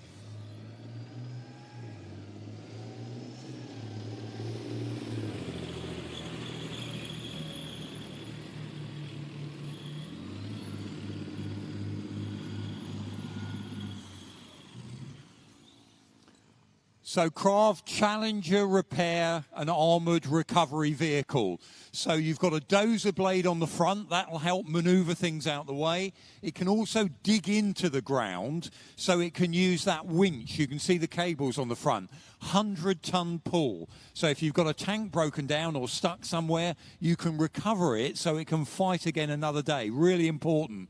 On the back is an Atlas crane that can lift up a whole Challenger pack, so the engine and the gearbox for a Challenger tank. It can tow a trailer behind that carries spare engines in as well. And it's crewed by REME, Royal Electrical Mechanical Engineers. These are the guys that can fix things in the field. So on this vehicle as well, it's almost like a mobile workshop for the Army as it goes around the place.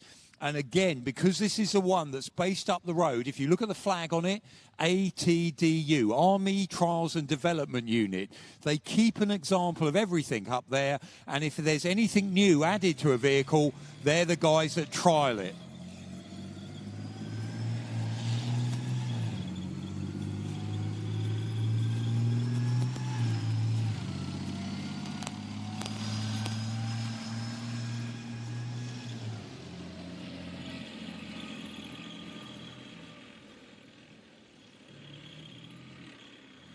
And as vehicles, big heavy vehicles like this are in service long periods of time. So one of those issues is, of course, they have upgrades, new technology, new things come along, they're added to the vehicles. And part of that task of ATD is just making sure when it is added, it doesn't interfere with something else. We don't deploy the blade and find we've got another bit of kit that's interfered with that. And as you can see, it's got that wrap too. It's add-on passive armour down the sides. It's got bar armour at the back because, again, all the British Army are very conscious, that idea. It's not just, as in the Cold War, we knew where the enemy were. Now the enemy might be all around you. And again, this latest phase that we're talking about all the time, tanks had the thickest armour on the front, which is why we have top attack weapons. They're coming in now from above where the armour tends to be the thinnest. We've got to find ways of dealing with that. And that's why we're talking about hard kill, soft kill, defensive aid suites. Hard kill, they fire things out to disrupt incoming rounds, so they physically stop them or disrupt them. Soft kill, you fire a pulse of electricity, and that should disrupt something like a missile with its electronics in it. All these new developments that are going to help see the tank carry on in service into the future.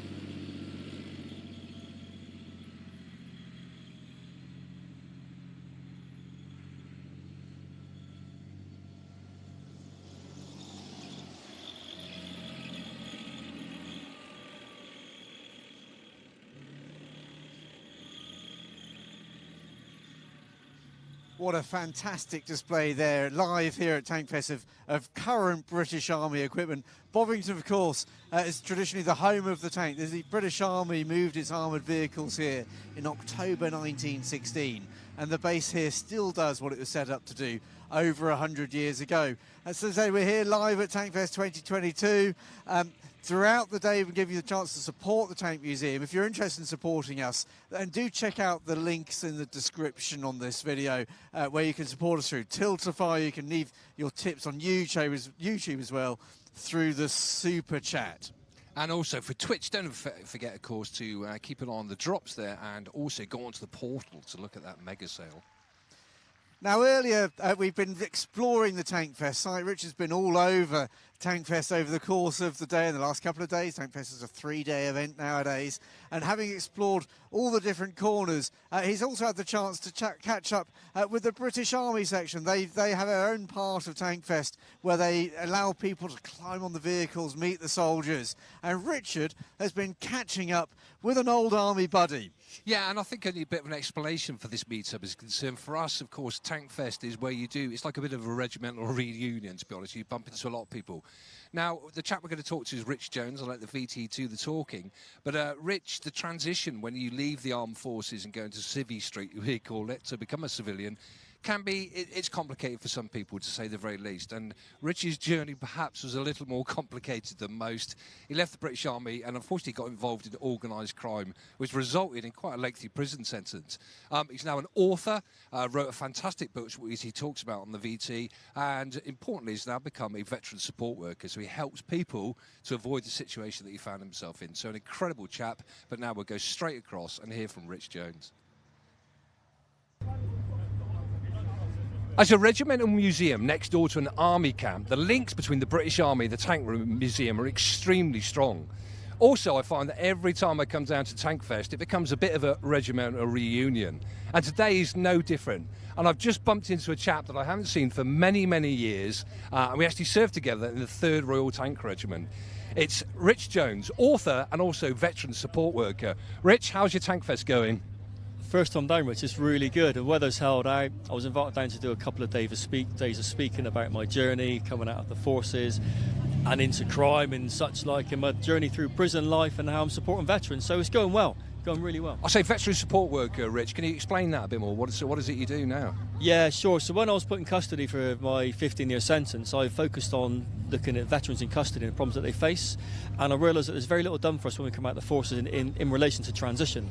So I created an intervention programme called Project TLS, which I now deliver in prisons and veterans in custody, where I'd also take that into bases. I'm looking at creating an awareness for people when they come out of the forces about the problems that we face when we come out of the Army and the RAF and maybe the Navy as well.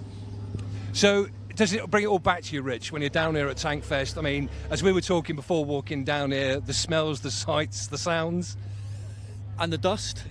Yeah, it's just unreal. The thing that hits me the most is not so much outside, because you can't really smell the wagons, but going into the hangar. I walked into the hangar to look at all of the archives of the different vehicles there, and immediately hit by the feisty smell of cam nets, rubber, oil, diesel, paint, and everything else that you could possibly smell. And I thought, that's back in the hangar. Straight away, nostalgia. Immediately, I was taken back to the tank park in Hamer or Fally. It was great, but it was horrible at the same time. So how many years has you actually served for them, Rich? I did just over 7 years. So I left in '95. So I've been out a long time now.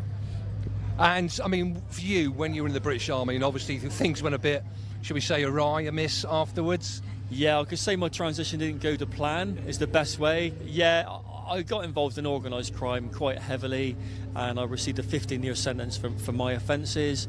And to that point, I spent 7.5 years in custody, about the same amount of time spent in the Army. So both very profound, life-changing experiences, but I found that I've taken the positives from prison, and I've used that to sort of support veterans when I'm coming out now. And, I mean, I've read the book, Rich. It's absolutely fantastic, may I say. For you, the first time it crossed your mind about writing a book, I mean, what was the purpose of writing the book? Was it a bit almost cathartic for you to get it out of your system or something, or...? Yeah, exactly that. Initially, it was about a journey of understanding where I've been, and, let's say, that healing, cathartic process of getting it on paper, and then translate that into print to maybe support veterans. Because it is, from my perspective as someone who served in the forces, it's not just glamorising the crime, it's understanding the mental health decline, the problems you get, the stress-related anxiety, and the fact that being involved in organised crime is not a glamorous lifestyle, and it is very damaging. So, going back to Army life then, Rich, I mean, if you could pick, I don't know, let's say 3 things that you loved most about your time in the Army, what would that be? Driving one of these, gunning one of these, and going on leave. And what was the worst thing? Stagging on, hands down. Easy day, standing on a gate with someone that doesn't know how to talk. Worst 2 hours of my life, mate. And what would you say? I mean, you talk about when you were in prison, obviously, on the rest of it. Yeah. So what was it make you want to go in and help people? Was there no help for you at all when you were in prison, or...? The help's there, but it's not identified enough, and I'm trying to raise awareness of veterans in custody, because although there is support service there, a lot of us shouldn't have been in prison due to mental health. So if we can understand our transition more, we can support people coming out of the forces and hopefully reduce that offending rate. And I'll say that sound takes you back, doesn't it? Yeah, that one does. A Charlie doing a clunk, and he's doing his track discipline and sort his wagon out. That one, he's a bit squeaky. Rich, thank you. Yeah. Thank you so much for spending a bit of time with us. I was just going to say, final point then, why should people come down to TANKFEST? It's amazing. First time here, and they've got everything going on. They've got airsoft, they've got tanks, they've got parachuters, great food, great approach, loads of enthusiasts. There's everything here, something for everyone. It's a great day. It's brilliant. Brilliant. Thanks so much, Rich, and have a great weekend. You're welcome, mate. We're here live at TANKFEST 2022. An amazing story that Rich has there. I think it's also great to emphasise the fact that here at the Tank Museum, it's not just about kind of cool machines and things like that. This is a museum about warfare and the people who engage with it. And it's all, they're always good news stories. And I know Wargaming does an awful lot of work with another charity called War Child, don't they? Yes, of course. They're about children, you know, being affected by everything. Obviously, very pertinent at the moment, in particular, everything affected by the wartime. But yeah, for Rich, it's the journey, obviously, for him was not an easy one. I would give a shout out for his book. It's called Charlie 4 Kilo, which is a bit of a giveaway as to what his convictions were about, perhaps. But it is a very honest story, not only about, you know, what happened to him, but about the effects it had on relationships and further family and everything else. So, you know, a lot of kudos for Rich for being very honest and open about that. And of course, you know, what he's doing now to help veterans that have been, you know, in the position that he was in not so long ago. Yeah, and here at the Tank Museum, we're a registered charity as well. So if you want to support the Tank Museum, sorry, there's a few explosions going on in the background there. It's quite a regular occurrence at TANKFEST. I think World War III might be about to break out behind us. I think the British Army are going to dispatch some baddies fairly shortly. But yeah, if you want to support the Tank Museum, please check out the link for Tiltify that you'll see in the description on this video. And I think we're about to go across. We're going to go to our final museum, and we're going to go across to Finland to have a look at what vehicle they would have loved to have brought to TANKFEST. Hello everybody and greetings from Finland. My name is Simo Hautala. I'm the director of the Parola Armory Museum. The museum, which locates conveniently only 1 hour drive from capital city of Helsinki, has an extensive collection of tanks, anti-tank weapons and other museum items, not to forget one of the largest armored trains in the world. We have on display, for example, Renault FT model 1917, as well as plenty of Russian and German origin weapons. Our speciality is a large collection of Sturmgeschütz assault guns.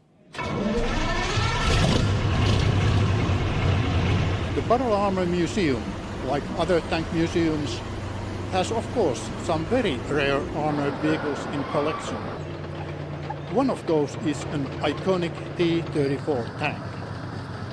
This particular tank was manufactured at Kharkov locomotive factory in 1941. Once captured by Finns in Karelia, the tank received registration number 231-1. The tank was then operated throughout the war and also took part in the summer 1944 defensive battles. On June 1944, the tank dropped into Saimaa Canal on the Karelian Isthmus after a bridge caved in under it. It took 3 weeks to tow up the vehicle from the canal basin and move it to the armor center for repair. Finally, the tank took part in the military operations in northern Finland against the Germans in the autumn of 1944. After the wartime, 231-1 was operated by the armored regiment in Parola until 1960 and was transferred to Parola Armory Museum in 1961. It has appeared on several Finnish war films, for example Kali Ihantala from 2007 and The Unknown Soldier filmed in 2017. This tank is perhaps not as famous as the Sherman Tank Fury. Nevertheless, it would be nice to see this old lady rocking in front of the huge TANKFEST audience. But in the meantime, please follow us on www.panssarimuseo.fi and other social networks.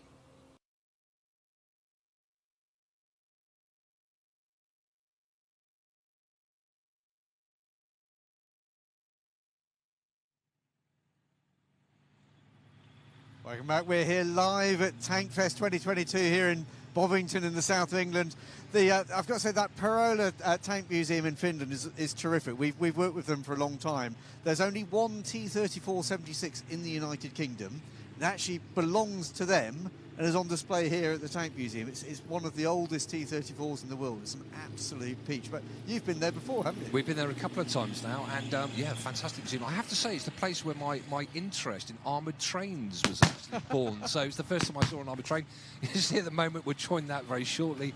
There's a bit of a battle going on in the background there. But yeah, the museum is fantastic. The first time we went, unfortunately, it was in the winter, and we didn't really appreciate how cold it gets in Finland in the winter. Chilly in that part of the world. It was a tad chilly. But we work very closely with a lot of the museums that we've seen throughout today. We've got a network of tank museums across the world called TankNet. We get together every year and we exchange notes about how to look after the collections. We talk about loans, we talk about who's looking for what, we talk about trying to arrange exchanges. It's a tremendous network, and they've been really helpful for us here at TankFest in 2022. And we're now going to go across with our final look around TankFest, and this time I went to the VCC, the Vehicle Conservation Centre, and met up with a very special guest. Here at TankFest, we have visitors from all over the globe, and a lot of these visitors come to see perhaps what you would call the more obscure, the less well-known vehicles. And in particular, you'll find them here at TankFest, where we are at the moment, in the VCC, or the Vehicle Conservation Centre. Now, one of those visitors that's come a long way, in fact, all the way from the USA, from the very well-known YouTube channel, The History Guy, is the man himself, Lance Geiger. Lance, firstly, thank you so much for joining us. Absolutely, my pleasure. Thanks for having me. First time at TankFest? First time at TankFest. I've been to the Tank Museum several times, but the first time for the real event where they're going in circles, yeah. And I know it's early days, but of course, how are you finding your TankFest experience? I haven't gotten to see everything I want to see, but I mean, this is the most fun that you can have. I don't know why anybody else would be going to whatever, the Glastonbury Festival or any of that. This is the place in the UK to have fun. And, I mean, what do you think the appeal is? I mean, in particular, obviously, we're talking about tanks, but what's the appeal with people with tanks? Why does it sort of capture people's imagination? War, no matter what you say about it, I mean, it's horrible, but it's also dramatic. It's central point of history. It's turning points in history, and armored warfare is part of that. So, I mean, tanks are just cool. They're amazing pieces of machinery. They're amazing engineering, but they're just something exciting about this big piece that we would put the effort into building something like this. And armored warfare, history of armored warfare is just very interesting, and the Tank Museum is great because it's got so many rare pieces that really show you how armored warfare developed over time.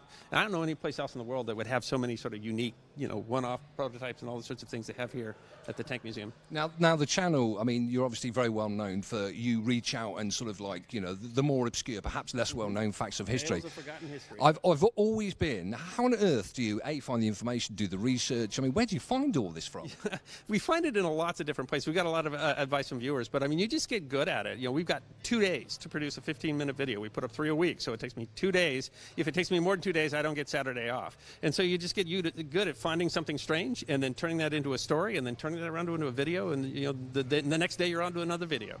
Is there any particular moments of history, anything perhaps you covered or even not covered, that you've really found, oh my word, this is... I can't pick favorites. We've done so many. One day we're talking about the Second World War, the next day we're talking about the history of peanuts. And so I love it all. It's really, and that's why I do what I do. I love the sort of channel where we can talk about something different every other day, and it all blends into this big story of forgotten history. And why do you think, I mean, what's so important for people about history? I mean, why do you think personally that history should not be forgotten? Oh, absolutely. You cannot possibly understand what's going on today if you don't understand the past. And one of the lessons that I get from history is bad. Every time you think something's bad, whenever you're living, you're like, oh, things are horrible. You always, if you look back, things were way worse before. We lived through it. So one of the reasons to learn history is just to say that we know that we will, no matter what's going on, whether it's COVID or the economy or the war or whatever's going on, we'll get through this because we always have. And that's a good reason to study history. Now, YouTuber, I mean, could you have seen a few years ago that you would now be this very famous... I had no idea. When I started making videos in the basement with me and 3 cats in a room, I had no idea it would grow to be the size that it is. It's the best job I ever had. And what advice could you offer for anybody that's thinking about doing this? Yeah, if you want to do YouTube or social media for a living, it's a real job. If you're young, you think everybody does that. If you're old, you think nobody does that. And what I can say is if you treat it like a job, and you take it seriously, you make good stuff, and you post that on a regular basis, you really can find a living doing what you love to do, and that's worked out for me. And final question, why should people come and visit us here at TankFest? Oh, absolutely, to see the tanks. There's no better reason than that, right? You will not find a better tank collection anywhere in the world. You have a chance to see things that really aren't anywhere else, and TankFest gives you a better chance to be able to see those than any other time of the year. So why would you not come to TankFest? Brilliant. Lance, thank you so much for your time, and have a fantastic time at TankFest. I will. You too.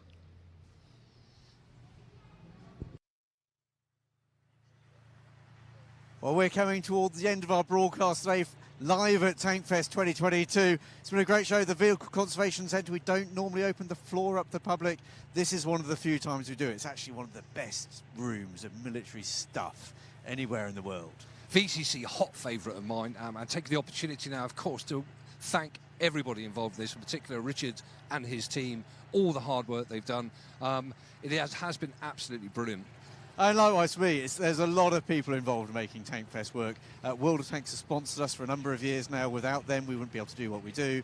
We've got a great volunteer team who work ever so hard over not just days, but weeks and months before getting this ready. The Tank Museum team throw everything into this. It doesn't matter what role you do at the Tank Museum, you're doing something at TANKFEST that you wouldn't normally do.